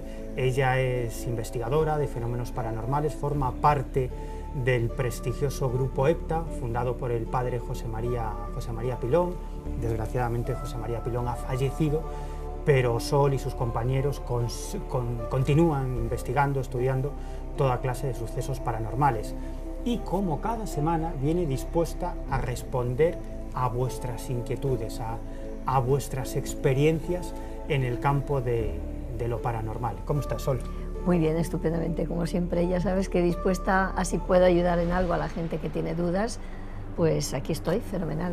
Aparte de todo eso, Sol Blanco Soler es escritora, tiene en su haber bastantes libros, y el último de ellos es este que tenemos en la mesa, Sobrenatural. Ya sabéis que en Misterio 3.0 nos encanta la tecnología, pero sobre todo somos fans del papel. Nos gusta tocar el papel, olerlo y, por supuesto, leerlo. Y empezamos, Sol. Cuando quieras, estoy dispuesta a responder. Empezamos con las consultas de nuestros seguidores. Por ejemplo, Eloy Méndez, de Madrid. Él dice que desde que tiene uso de razón protagoniza o experimenta sueños premonitorios, ¿no? Sueños premonitorios, además, que la mayoría de las veces son negativos, son luctuosos, se refieren a situaciones terribles. Por ejemplo, nos comenta que en una ocasión que había ido a visitarlo un amigo que vivía en Toledo, pues antes de que este amigo saliera de Madrid hacia Toledo en su automóvil, tuvo un sueño premonitorio la noche anterior en la que, bueno, vio que este amigo tenía un accidente de coche en el que quedaba mortalmente herido, ¿no? No le dijo nada, pensó que había sido fruto de su imaginación y ocurrió tal como él había pensado. El accidente no fue tan grave como él lo soñó, nos está contando, pero efectivamente su amigo tuvo un accidente de automóvil y tuvo que ser hospitalizado. Él lo que nos pregunta es qué puede hacer para evitar este tipo de sueños premonitorios. Pues es terrible lo que te voy a decir, pero no puedo hacer nada. Verás, porque los sueños premonitorios son unos fenómenos que la persona está durmiendo, como tú sabes, entonces es el inconsciente el que prevalece sobre el consciente, y si esa persona tiene ese don desde pequeño de que en sueños, al liberarse el inconsciente, es capaz de conocer más. Yo te voy a poner para que la gente lo comprenda, verás. La persona que tiene esa sensibilidad, esa predisposición a prever cosas que van a ocurrir, es lo mismo que si tú vas por un río en una canoa, das una vuelta, pero tú no sabes lo que hay a la vuelta del río. Sin embargo, si tú te subes a un helicóptero, tú puedes ver perfectamente el recorrido de la canoa desde arriba y tú puedes prever lo que va a ver la canoa en el siguiente bucle del río. Pues estas personas tienen la capacidad de ponerse en una situación diferente al presente continuo que vivimos nosotros y desde, vamos a llamarlo así, arriba o desde una situación diferente, son capaces de ver lo que va a pasar. Eso es la premonición, esos son los sueños premonitorios. Que también no me preguntes por qué, porque no lo sabemos, porque casi siempre que se sueña y luego se cumple suelen ser cosas terribles. ¿Pero eso por qué? Pues no hay una explicación razonable para ello, por lo tanto sigue siendo un fenómeno paranormal. La precognición, es decir, puede ser la retrocognición, la precognición o la videncia, es decir, son tres fases distintas de un mismo fenómeno. Está claro que esta persona lo tiene desde pequeño, parece ser que lo que sueña, que a lo mejor no todo lo que sueña se cumple, pero claro, a él le impacta mucho más el sueño que tiene, que se cumple luego y encima que el sueño es malo. Pero esa es una de sus dudas, porque él nos comentaba, bueno, vale, yo se lo digo, se lo puedo decir, se lo podía haber dicho este amigo como a otras personas, ¿no? Pero ¿y si no sucede? En el fondo lo que haces es amedrentar a esa persona para nada. Yo creo que nunca se debe de decir. Nunca. Nunca, porque siempre te queda esa incógnita de si eso se va a cumplir o no. Pero luego también puedes pensar, ¿por qué si no yo se lo hubiera dicho? Claro. Sí, pero ahí está un poco el fatalismo, es decir, esa persona tuvo el accidente. Ninguno me cuenta cuando ocurre algo si se lo ha dicho a la persona y la persona no ha salido en la moto, en el coche o en el tren. Claro. Siempre me lo cuentan ya a toro pasado, es decir, cuando ya ha ocurrido y se ha cumplido el preaviso ese que él ha tenido en sueños.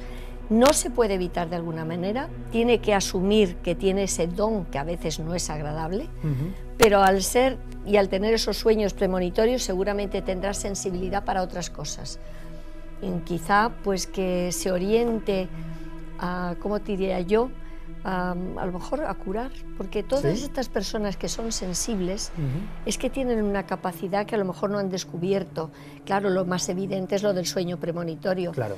Pero yo te digo para que diversifiquen esa capacidad y que a lo mejor pueda encontrar un camino que sea mucho más calmado para él. Que intenten desarrollar Justo, otra serie de capacidades psíquicas, pero tranquilamente, por su cuenta, sin grandes maestros, sin grandes cosas, y dejando que su vida fluya, porque a lo mejor todo esto llega un momento en su vida que deja de esto. Es como temporadas, y él lo sabrá, que habrá tenido temporadas peores que otras en función de su relación con el exterior y de sus vivencias.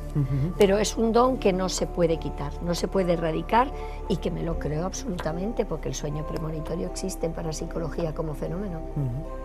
Cambiamos de tercio. Andrea de Fuenlabrada nos cuenta una experiencia con la Ouija. Es una chica de 19 años y dice que un fin de semana con 3 amigas decidieron utilizar este famoso tablero de la Ouija, supuestamente para contactar con los espíritus, ¿no? Se les presentaron una serie de entidades, la cosa no fue más allá, no volvieron a practicar la Ouija, pero dice que desde ese momento ella se despierta sobresaltada, porque justo en ese momento en el que uno está entre la vigilia y sí, la duermevela, ¿no?, entre la vigilia y estar completamente dormido, de pronto ve un rostro, ¿no? Capta un rostro, dice que es un tipo con una cara demacrada, cadavérica, que da mucho miedo y que la mira fijamente. Entonces se despierta de golpe. Lo curioso es que esto se lo comentó a sus 3 amigas, y 2 de ellas, muy asustadas, una no tenía estas experiencias, pero las otras 2 le contaban que a ellos les pasaba lo mismo, que antes de dormirse en ese duermevela veían esa misma figura. ¿A qué se puede deber? Bueno, vamos a empezar por el comienzo. Vale. El comienzo, la Ouija. La Ouija, vamos a ver, la Ouija es un fenómeno paranormal que existe y que no es decir, que ocurre. Tú pones el dedo y el vaso se mueve. Otra cosa es que lo que allí salga sea exactamente personajes del más allá.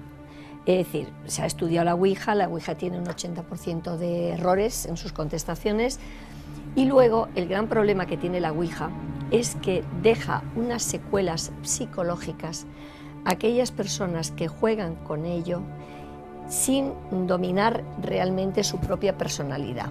Es decir, un adolescente tiene el morbo de preguntar al tablerito: ¿me voy a morir? ¿No me voy a morir? ¿Con quién contacto? ¿Eres el demonio? Pues sí. A ver, lo que quiero decirte que todo eso que sale o que les ha salido en la Ouija, ha creado en ellas un contenido mental. ¿Qué pasa? Que ese contenido mental a veces puede proyectarse en el duermevela, que es cuando estamos más desvalidos en nuestras corrientes eléctricas cerebrales, tú lo sabes. Somos más receptivos y más emisores en ese momento. Lo que quieres decir es que podemos tranquilizarlas, que no se trata de ningún espíritu. No, es que yo creo que es un contagio psíquico, que se llama, y está también reflejado en la parapsicología. Hay incluso la telepatía en L, que pueden tener 3 personas y sin embargo ser el mismo contenido mental. Vamos a ver, lo que quiero decirte es que primero, no jugar nunca con la Ouija.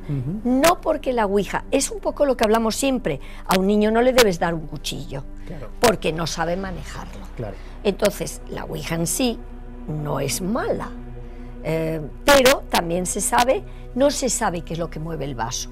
Hay unos que dicen que es la suma de los inconscientes de los presentes, otros que son el contenido mental y energético de los presentes, otro que es que abres una puerta al otro lado. Y yo, fíjate, nosotros llevamos 30 y tantos años en investigaciones, alguna vez hemos hecho Ouija, no es algo que nos guste, pero no por lo que la gente cree, sino porque nunca ha tenido resultados Claro, válidos para claro, nosotros. claro. No nos han dado una información clara y positiva. Y enseguida se ha empezado el vaso a decir tonterías, hemos cortado radicalmente, Y se ¿sabes lo acabó. que digo? Y se acabó. Y no hemos vuelto a tocarla. ¿Por qué? Porque no debes de jugar con algo que no entiendes, algo que tiene que haber una razón física por la cual el vaso se mueva, pero no sabemos todavía qué es. Entonces a la gente que es muy sensible, adolescentes, gente de esta, que no pregunta preguntas alegres, siempre hace preguntas conflictivas, tétricas. Claro. ¿eh? Por lo tanto, yo pienso más en que el hecho de que estas personas tengan ese mismo contenido mental es un contagio psíquico que puede darse incluso a distancia, pero ellas están muy conectadas mentalmente y de vivencias porque estarán todos los días juntas. Sí, claro. Es decir, esos contenidos mentales quedan en el inconsciente. Cuando estás en el duermevela y vas a soñar, el inconsciente dice aquí estoy. Entonces, que no achaquen a ese personaje tétrico que sea uno de los causantes de la Ouija. Yo creo que en cuanto empiecen a ir más al cine, a hacer más ejercicio físico y a olvidarse del señor de Macrao, ese señor de Macrao va a pasar a la O sea, posteridad. que se olviden completamente. Que de la se Ouija. olviden completamente, pero que no vuelvan a jugar con la Ouija. Yo no me cansaré de advertirlo, la Ouija no es un juego, lo decía Sol Blanco Soler, puede No. ser una forma de contacto con nuestro inconsciente, pero también puede ser una puerta Que a se otras abierta. dimensiones, a otros mundos, una puerta por la que pueden entrar todo tipo de entidades, energías, fuerzas o como lo queramos llamar. O incluso, oye, a lo mejor simplemente conectamos con nuestro inconsciente, pero a veces hasta eso puede resultar Sí. peligroso. Así que lo que decimos siempre, la Ouija no es un juego. Oye, el padre Pilón nos enseñó a todos nosotros de que él tenía varios médicos, psiquiatras, amigos, que le habían comentado que ellos en su consulta pasaban, adolescentes sobre todo, que habían hecho una Ouija, Fíjate. con trastornos psiquiátricos. Es decir, cuidadito. Sol, muchísimas gracias. Gracias siempre a vosotros. Te esperamos la próxima semana. De acuerdo, No fenomenal, faltes. fenomenal. Hasta luego.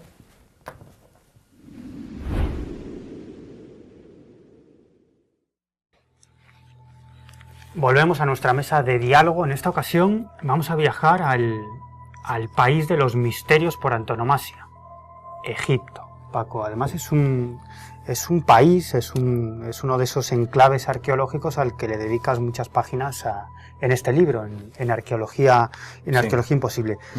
Planteas varias hipótesis algunas que contradicen la versión oficial, la versión académica, la más extendida, sobre todo en relación a la datación de las pirámides, ¿no? Porque, bueno, oficialmente lo que defiende la academia o el academicismo es que se construyeron hace aproximadamente unos 5.000 años, pero hay una serie de investigadores, una serie de estudios que plantean que la antigüedad de las pirámides es muchísimo mayor. Sí, bueno, no solo las pirámides, yo lo concreto un poco más en la gran esfinge, ¿no? La esfinge de Giza, pero también vale esa explicación para las pirámides. Yo creo que ¿por qué nos apasiona Egipto, no? ¿Por qué vamos a Egipto y queremos volver una y otra vez? Creo que es el país, el único país del mundo donde te ocurre eso, ¿no? La primera cosa que me llama la atención es que cuando visitamos Egipto es que nos resulta algo ajeno a nosotros. Da la impresión de que no lo hubiésemos construido nosotros, y hablo como especie, ¿no? Como los humanos, ¿no? El acercamiento a los misterios de Egipto parte de un error conceptual también, que lo cité, lo mencioné antes. Y el asunto de las dataciones en general, no solo con Egipto, creo que es uno de los grandes fiascos de la arqueología. En general hay mucha preocupación en datar los monumentos, como en datarlo todo, por ejemplo, hace cuánto tiempo el hombre atravesó Beringia para llegar a América. Son cosas que para mí no tienen mucho sentido. Más que pensar en hace cuántos miles de años Lo que se pasa, construyó. Paco, es que la cosa cambia mucho. Si consideramos que las 3 pirámides de la meseta de Gizeh se levantaron hace 5.000 años, si aceptamos eso, pues bueno, la historia es de una manera, pero si aceptamos que se levantaron hace 10.000, 12.000 o quizás 15.000 años, la cuestión cambia radicalmente. Sí, no, y efectivamente, sí, he entendido tu pregunta al principio. Todo apunta a que la civilización egipcia tuvo un origen muy anterior del que se presume o del que presume la arqueología convencional, ¿no? En el caso de las pirámides también es muy complicado la datación de la piedra, como es muy complicado adjudicar tal pirámide a tal faraón, ¿no? Este faraón construyó, ¿no? o mandó erigir tal pirámide, ¿no? Ocurre en Egipto y ocurre en otros lugares del mundo. Hay mucha gente que ha llegado a sitios que ya estaban construidos. A mí no me cabe la menor duda de que una civilización anterior construyó estos lugares y luego la que vino después los ocupó y se atribuyó la construcción. Esto pudo ocurrir perfectamente con grandes monumentos en Egipto y a lo largo del Nilo, ¿no? Insisto en que Es decir, estás lanzando la hipótesis de que la civilización egipcia quizás pudo llegar a la meseta de Gizeh y encontrarse ya algún tipo de protoconstrucción que luego ellos mejoraron de alguna manera. Sí, es probable, sí, o se la atribuyeron directamente. Expongo concretamente, es el caso que más conozco, es el asunto de la Gran Esfinge, ¿no? Sí, eso es muy interesante. Claro, hay incluso estudios geológicos, en fin, son de una minoría, son investigadores, digamos, que no los han hecho públicos con grandes alaracas, ¿no? Ni con fuegos artificiales, pero que hablan que, por ejemplo, es curioso que ahora que la tenemos aquí, ¿no? Que la base sobre la que está sentada la esfinge de Giza digamos que se excavó o se empezó a tocar por manos humanas hace 800.000 años. ¿800.000? 800.000 años, sí. Hay un estudio geológico que dice eso.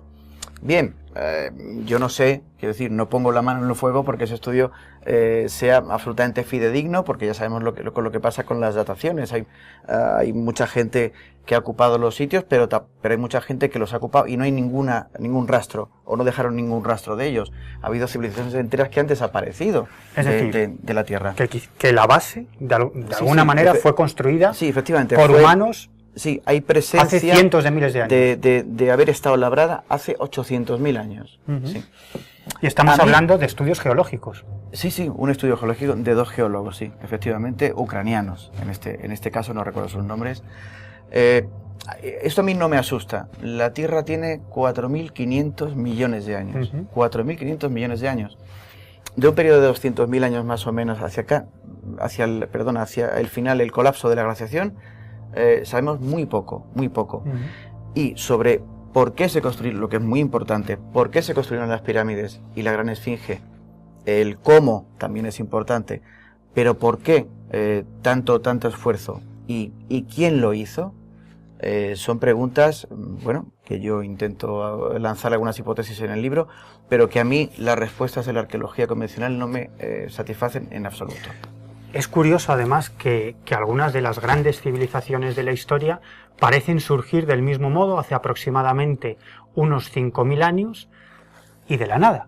Eso es lo más sorprendente, ¿no? Sí. De un día para otro, de pronto nace una civilización. Estamos hablando, por ejemplo, de la civilización sumeria o la egipcia, que oficialmente data de aproximadamente unos 5.000 años, y parece como si obtuvieran esos conocimientos matemáticos, arquitectónicos, astronómicos, de un día para otro. ¿Cómo es esto posible? Tiene que haber un origen, quizás otros pueblos, quizás otra humanidad, no lo sé. Sí. ¿De dónde surgieron esos conocimientos? Y en el caso concreto de la civilización egipcia, ¿cuáles son los orígenes de esa civilización que, como apuntamos, parece que surge de la nada de un día para otro? Sí, bueno, yo propongo yo, y me hago también eco de investigaciones un poco de arqueólogos alternativos, de geólogos también que tienen una visión un poco heterodoxa de la historia de Egipto o que han intentado responder a esa pregunta. Es como si hubiese habido un salto evolutivo, ¿no? De las cavernas a la construcción de la Gran Esfinge de Giza o de las pirámides. No, obviamente ha ocurrido algo, esto ha surgido en algún punto. Me parece que es de hecho, de lo más aséptico intentar responderlo siguiendo una evolución, digamos, o intentando buscar dónde surgió este tema. Hay un lugar en Egipto, un lugar muy poco conocido, se llama Nafta Playa, está al sur, al sur de Egipto.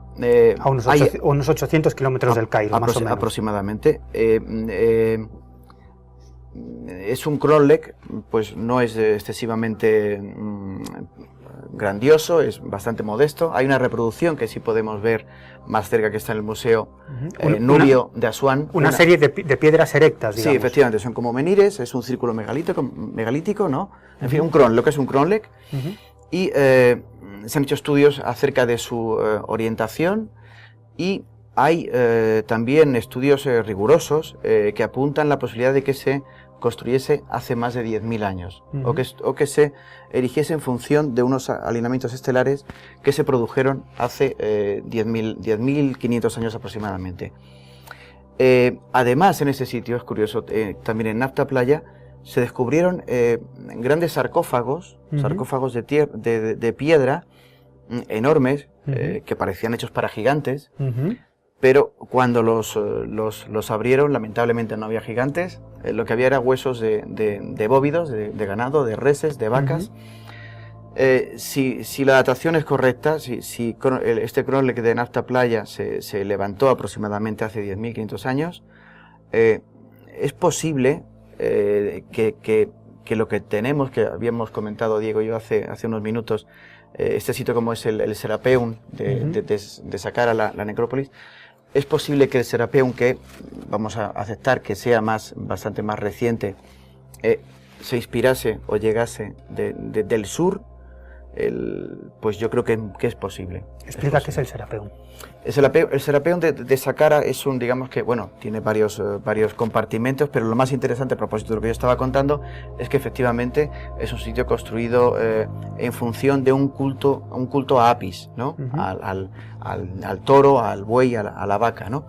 Digamos que en ese sentido, Nafta Playa, de ahí habrían surgido la gente, digamos, los ideólogos del resto de construcciones del Antiguo Egipto. Si aceptamos que las dataciones de 4.500, 3.500 años atrás para las pirámides de Gizeh y otros monumentos son correctas. Insisto que bueno, yo pienso que en el caso, por ejemplo, de la Gran Esfinge, yo apuesto a que es un monumento mucho más antiguo. Cuando tú llegas a las pirámides de Giza, para mí la Esfinge es un elemento extraño. Es un elemento extraño, o sea, no tiene por qué estar ahí.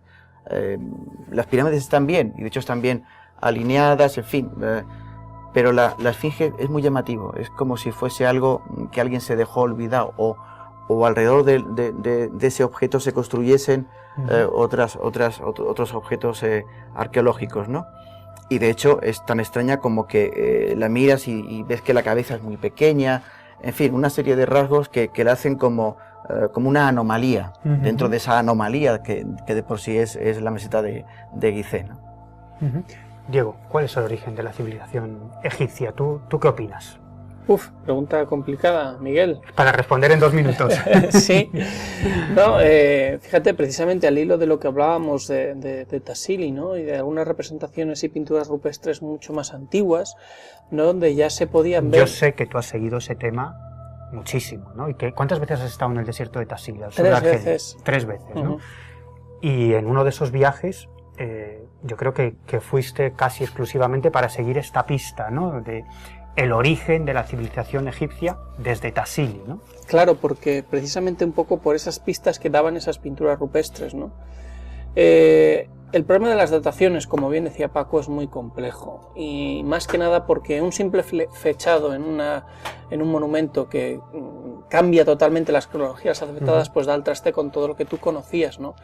Entonces, mantener todos los fechados dentro de unos mismos parámetros, pues suele ser lo habitual. Si hay uno que se sale de esos parámetros marcados, se suele tachar de anomalía y no se tiene en cuenta, se desprecia, ¿no?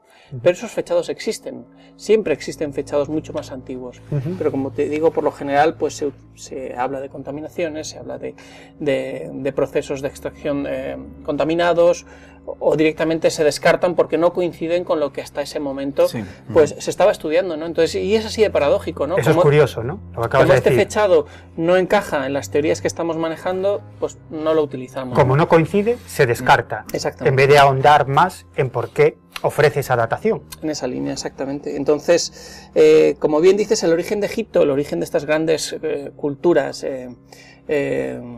mesopotámicas, ¿no? Que un poco han sido el germen de nuestra cultura y de nuestra civilización, pues se queda un poco difuso en los tiempos, ¿no? Y no encontramos ese hilo conductor, ese desarrollo que nos hubiera gustado, ¿no? Pero sí en Tassili, efectivamente, han aparecido pinturas rupestres, ¿no? Con esos aureus, por ejemplo, esa serpiente que aparece del tocado de la frente, que podrían hablarnos de Egipto, incluso antes de Egipto, ¿no? Tan propio de los faraones, ¿no? Exactamente, y no solo de ese aureo, sino tocados, vestimentas, incluso poses, ¿no? Muy típicas de la cultura egipcia, ¿no? Entonces, estamos hablando de pinturas de unos 8.000 años de antigüedad, más o menos. sí, aproximadamente, incluso algunas más, ¿no?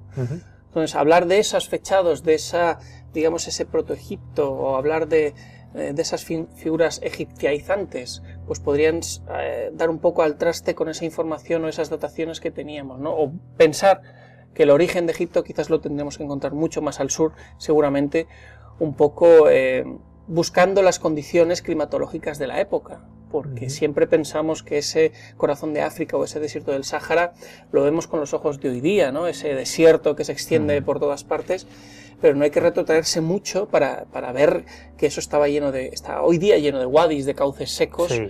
pues eso estaba lleno de selvas y lleno de ríos, ¿no? Y por ahí era uno de los gérmenes de la civilización, ahí surgió las primeras culturas y de ahí seguramente se desplazó hacia nuevos horizontes, ¿no?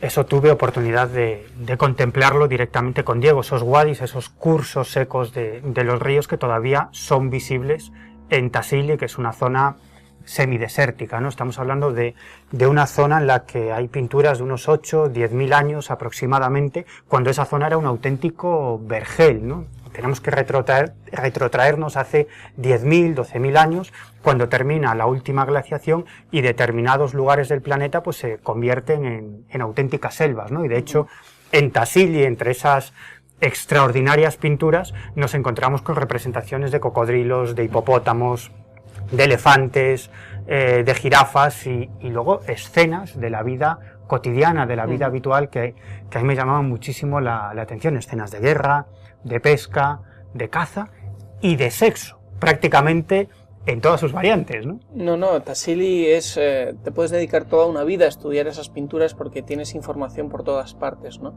Y de todos los momentos de la sociedad y de la vida cotidiana, como tú dices, incluso pues esos momentos religiosos y de adoración, pues que son muchas veces los más llamativos, con representaciones de varios metros de altura, de imágenes que realmente tenían una importancia para las gentes de la zona, ¿no? Esos grandes dioses, esos grandes chamanes, que normalmente estaban situados en lugares digamos, de cierto poder, ciertos lugares bien seleccionados, pues daban un poco cuenta de la gente que allí vivía, ¿no? De ese punto, hoy día desgraciadamente muy desconocido y muy abandonado por la situación geográfica y geopolítica en la que se encuentran, ¿no? Pero estamos hablando del lugar de concentración de arte rupestre más importante del mundo. De hecho, se conoce como la Capilla Sixtina del arte rupestre. Yo recuerdo especialmente durante ese viaje que realizamos a Tassili en compañía de Diego, la sensación de apoyarme en lo que era un paritorio prehistórico, ¿no? Es decir, una piedra trabajada o pulida, donde las mujeres que iban a dar a luz se apoyaban, abrían sus piernas y sacaban al mundo a una nueva criatura, ¿no? Era una piedra además que tenía un montón de pinturas de mujeres asociadas a lo que allí se llevaba a cabo, ¿no? Claro, y de hecho existen antropólogos o etnobiólogos como Teres McQueen que defienden la hipótesis de que precisamente en Tassili surge ese mito del Edén, ¿no? Del paraíso primordial que luego se fue diseminando por diferentes culturas y tradiciones, incluida la cristiana, ¿no? Quizás Diego era la pérdida de ese vergel, ¿no? Es cuando Tassili comenzó ese proceso de desertización y esos ríos, esa vegetación, esa caza en abundancia comenzó a escasear y esos habitantes del Tassili tuvieron que trasladarse a otros puntos del planeta, buscando mejores lugares para vivir, pero llevando consigo el recuerdo de ese paraíso, ¿no? De ese vergel. Pues perfectamente, ¿no? Porque así lo indican los estudios de paleoclimatología, ¿no? Y nos hablan de cómo era el clima hace miles de años. Y efectivamente eso era un paraíso. Un paraíso del que tuvieron que emigrar y del que seguramente, pues de ahí porque no surgieron un montón de civilizaciones de ese Oriente Medio, de esa Mesopotamia que hoy conocemos, pues que derivaron de ese corazón de África. Paco, regresando a Egipto, ¿cómo se construyeron las pirámides? ¿Lo sabemos realmente? No. Ni puñetera idea. No, es tanto trabajo y tanta precisión en los cortes, hay tantas cosas que se nos escapan, al menos desde nuestra perspectiva, ¿no? Yo procuro pensar fuera de la caja, ¿no? Que se llama, esto de imaginar la Tierra sin fronteras, ¿no? Verla así como un poco a vista de pájaro, como se ven las líneas de Nazca, o se ven mejor, ¿no? Es muy complicado. Yo a veces pienso que los egipcios, los antiguos, la gente del antiguo Egipto, quizás disponían de una tecnología que desde nuestros conceptos, ¿no? Nuestro pensamiento, pues somos incapaces de imaginar. Quizás no fuesen excesivamente complicadas, no se puede hablar de una tecnología como el contenido de un ordenador, ¿no? De un portátil, ¿no? Pero desde luego les sirvió. Lo que me fascina de Egipto es lo que he comentado al principio, que nos resulta ajeno. Es como si no lo hubiésemos hecho nosotros. No nos identificamos con esos monumentos. Nos chirría algo. Si algo nos chirría, nos resulta extraño, es porque evidentemente hay un misterio importante detrás. Y todavía no conocemos demasiado sobre la estructura interna de la Gran Pirámide, porque existen, parece, una serie de cámaras secretas que pueden dar lugar a muchas sorpresas si en algún momento se logra acceder a las mismas. Sí, aquí yo aplico el dicho de que lo que es arriba es abajo, ¿no? Es posible que la pirámide tenga un espejo debajo, no solo refleje el cielo. La gente, los arqueólogos, investigadores, los científicos que dicen, que explican la Gran Pirámide y ya por fin conceden que a lo mejor está orientada a tal estrella o a tal otra. Y yo pienso esto es, tanto trabajo y esas cámaras, esas galerías de aire, en fin, solo para señalar dos estrellas en el firmamento, la salida de una, en fin, me parece un poco ridículo pensar que tanto esfuerzo, porque como las habéis visitado, me podéis conceder eso, pues me parece un poco ridículo. Y efectivamente, son muchos, Heródoto, son muchos investigadores después que él, que siempre ha estado en el aire el trasunto de que el complejo de pirámides de Giza y otros monumentos a lo largo del Nilo en Egipto tienen cámaras escondidas, ocultas, cámaras que nos exploran. Ahora que estoy leyendo el título del libro de Diego Cortijo, que no se exploran porque no por miedo a lo que puedan contener, o quizá un poco sí, lo que no se quiere es cambiar la historia. Claro. No se quiere cambiar la historia porque, vamos a ver, imaginaos la vida de un arqueólogo que ha investigado la Gran Pirámide, por ejemplo, de Giza, 20 años, y ha publicado 400.000 informes sobre Giza, contando siempre lo mismo, adecuándose a un fechado, a una datación, adecuándose a determinadas evidencias probables, porque las han demostrado. No se le puede mover ni un ápice, porque si no, todos esos papeles no servirían para nada, y su vida se habría ido, en fin. Y eso ocurre. Hay corporativismo en el mundo académico, en el mundo de la arqueología, muy fuerte, como lo hay en tantas otras profesiones. No interesa, como bien decía Diego, no interesa si han descubierto alguna evidencia, no interesa que salga. Hace poco lo mencioné en el libro, hace 4 años creo recordar, descubrieron a un saqueador de tumbas, ¿no? En la periferia del Cairo. Bueno, pues lo descubrieron en el interior de un túnel que iba dirigido hacia la meseta de Giza. Los egipcios, cuando hablas con ellos lo saben, bromean contigo y tal, pero hay mucha gente, lo del sacador de tumbas es una profesión, como cualquier otra, ¿no? Efectivamente, si la policía te pilla, mal asunto, ¿no? Pero la gente sabe, hay galerías excavadas y hay galerías también bajo la meseta de Giza. Bueno, nos quedan todavía infinidad de misterios en los que ahondar. Me estoy acordando, no tenemos tiempo para ello, quizás en otro programa.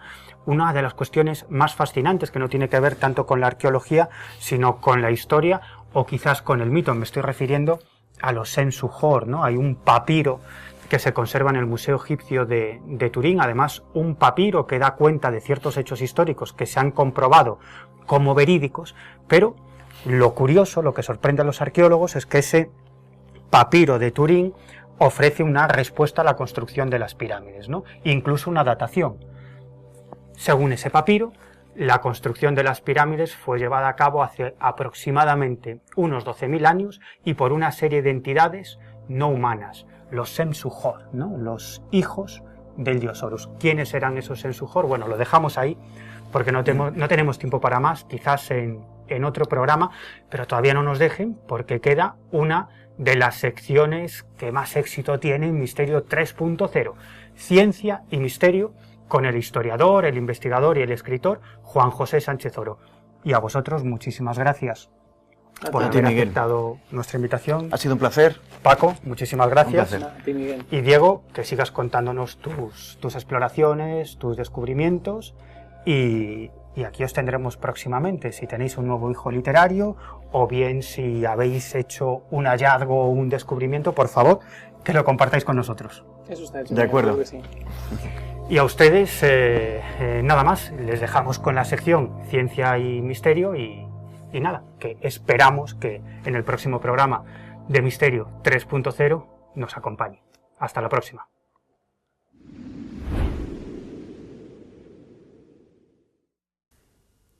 Como cada semana nos acompaña Juan José Sánchez Oro. Él es historiador, es escritor, es miembro del equipo de La Rosa de los Vientos, un mítico programa especializado en historia y en fenómenos paranormales de Onda Cero Radio, y además es escritor. Es autor de este libro, bueno, coautor junto a Chris Aubeck de OPARS, Objetos fuera de su tiempo, huellas de una arqueología fantástica. Nos encanta la tecnología en Misterio 3.0, pero también nos gusta el papel, tocar los libros. ¿Qué tal estás, Juanjo? Muy bien, encantado de estar aquí una vez más. ¿Qué nos traes? Vienes amenazándome, a ver, por si te hago una pregunta inconveniente.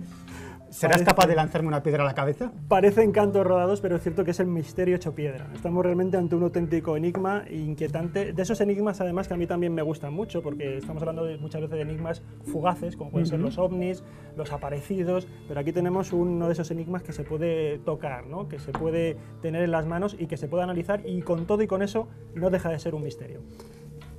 ¿De dónde proceden estas piedras? Mira, estos son unos fragmentos de una muralla que está en Escocia. Es una construcción prehistórica. No está muy bien la fecha, no se sabe muy bien de qué fecha estamos hablando, pero nos moveríamos siempre en torno a 300, 400 años antes de Cristo.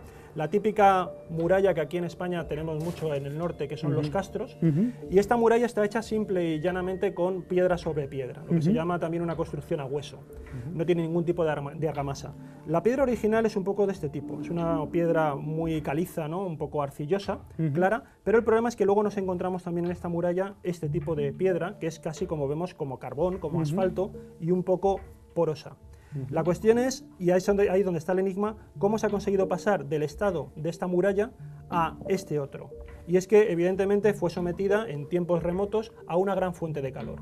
Eso es lo que ha llevado a muchos a llegar incluso a especular con la posibilidad de que hubiera, y eso se puede encontrar fácilmente por internet, que hubiera explosiones atómicas en la prehistoria, ¿no? O una gran arma de tipo láser que de alguna manera lanzara su haz de luz sobre el lienzo de la muralla. ¿No ha habido explosiones atómicas en la antigüedad? Yo todavía no las he encontrado, ya me gustaría. Pero sí que es cierto que tenemos fenómenos muy interesantes sin llegar a eso. Pero fíjate, muchos investigadores, especialistas y bueno, sobre todo aficionados a este tipo de temáticas, cuando se acercan a este enigma, al enigma de las murallas vitrificadas, pues uno trata de resolver el misterio, de buscar una explicación, ¿no?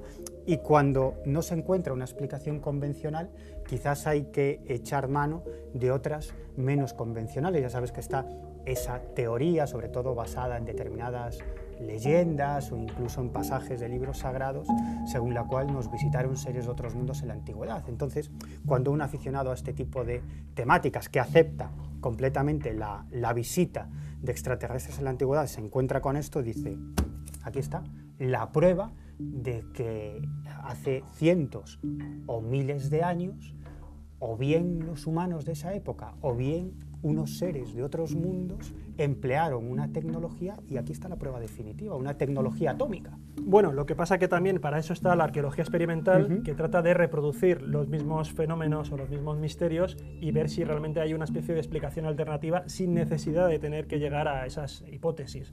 Más que nada porque tampoco luego tenemos otros elementos que apoyen esa hipótesis. Aquí lo que tenemos es ciertamente un misterio arqueológico, una gran fuente de calor que es capaz, como tú has señalado, de vitrificar, ¿no? De convertir casi, de hacer cristal lo que es una roca firme.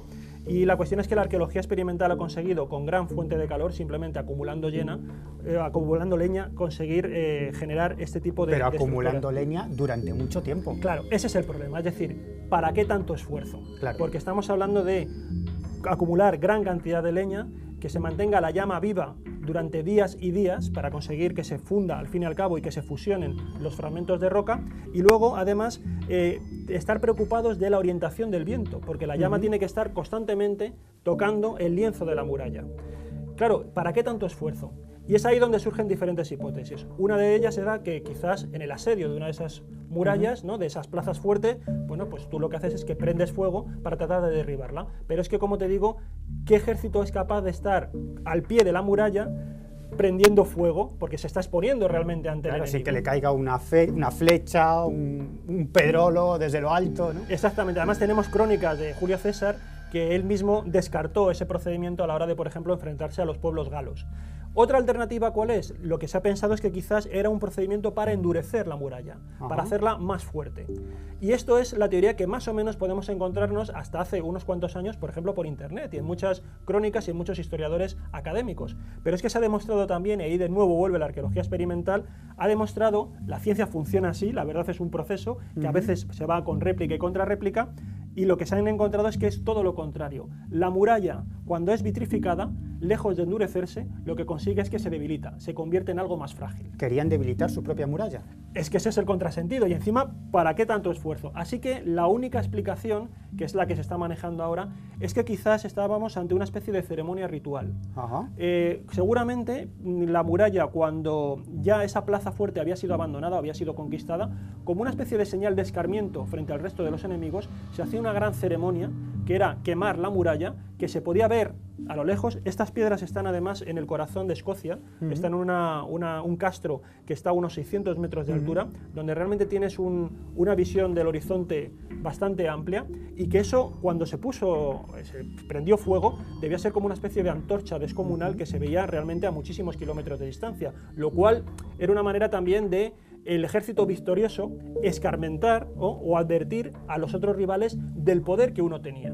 Pero esto nada más que es una teoría, porque no tenemos nada, ninguna documentación. Oye, Juanjo, ¿y se han encontrado en otras zonas geográficas murallas vitrificadas también, o no? Eso es lo más curioso, que no estamos hablando solamente de un fenómeno localizado en Escocia, que quizás es donde tenemos el mejor ejemplo que hay ahora mismo, sino que lo tenemos también por Francia, por Bélgica, por gran parte de Europa y también en la península.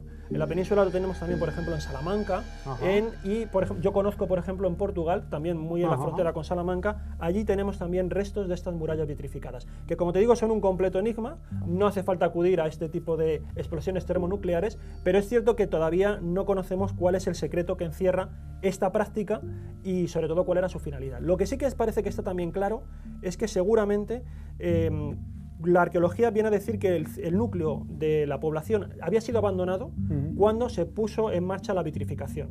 Por lo tanto, eso indicaría que estábamos, como ya te digo, como una especie de firma final, de rúbrica final a lo que había sido un proceso de conquista. Pero sigue siendo realmente un esfuerzo descomunal para una plaza que ya ha sido conquistada, para sacar una especie de rédito simbólico, ¿no? Entonces ahí sigue estando, como te digo, el misterio de estas piedras que están al alcance de cualquiera, pero que siguen siendo todavía algo desafiante. Juanjo, estaría horas escuchándote.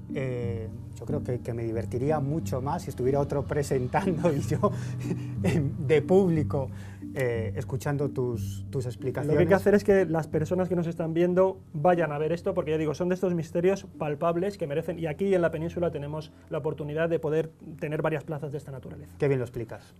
Pero es un placer, tú me lo haces muy fácil. Y no es fácil, porque es explicar un misterio que tiene muchas aristas en 5, 6 o 7 minutos. Bueno, hacemos lo que podemos. Te quiero aquí la próxima semana. Aquí estaré encantado. Muchas gracias.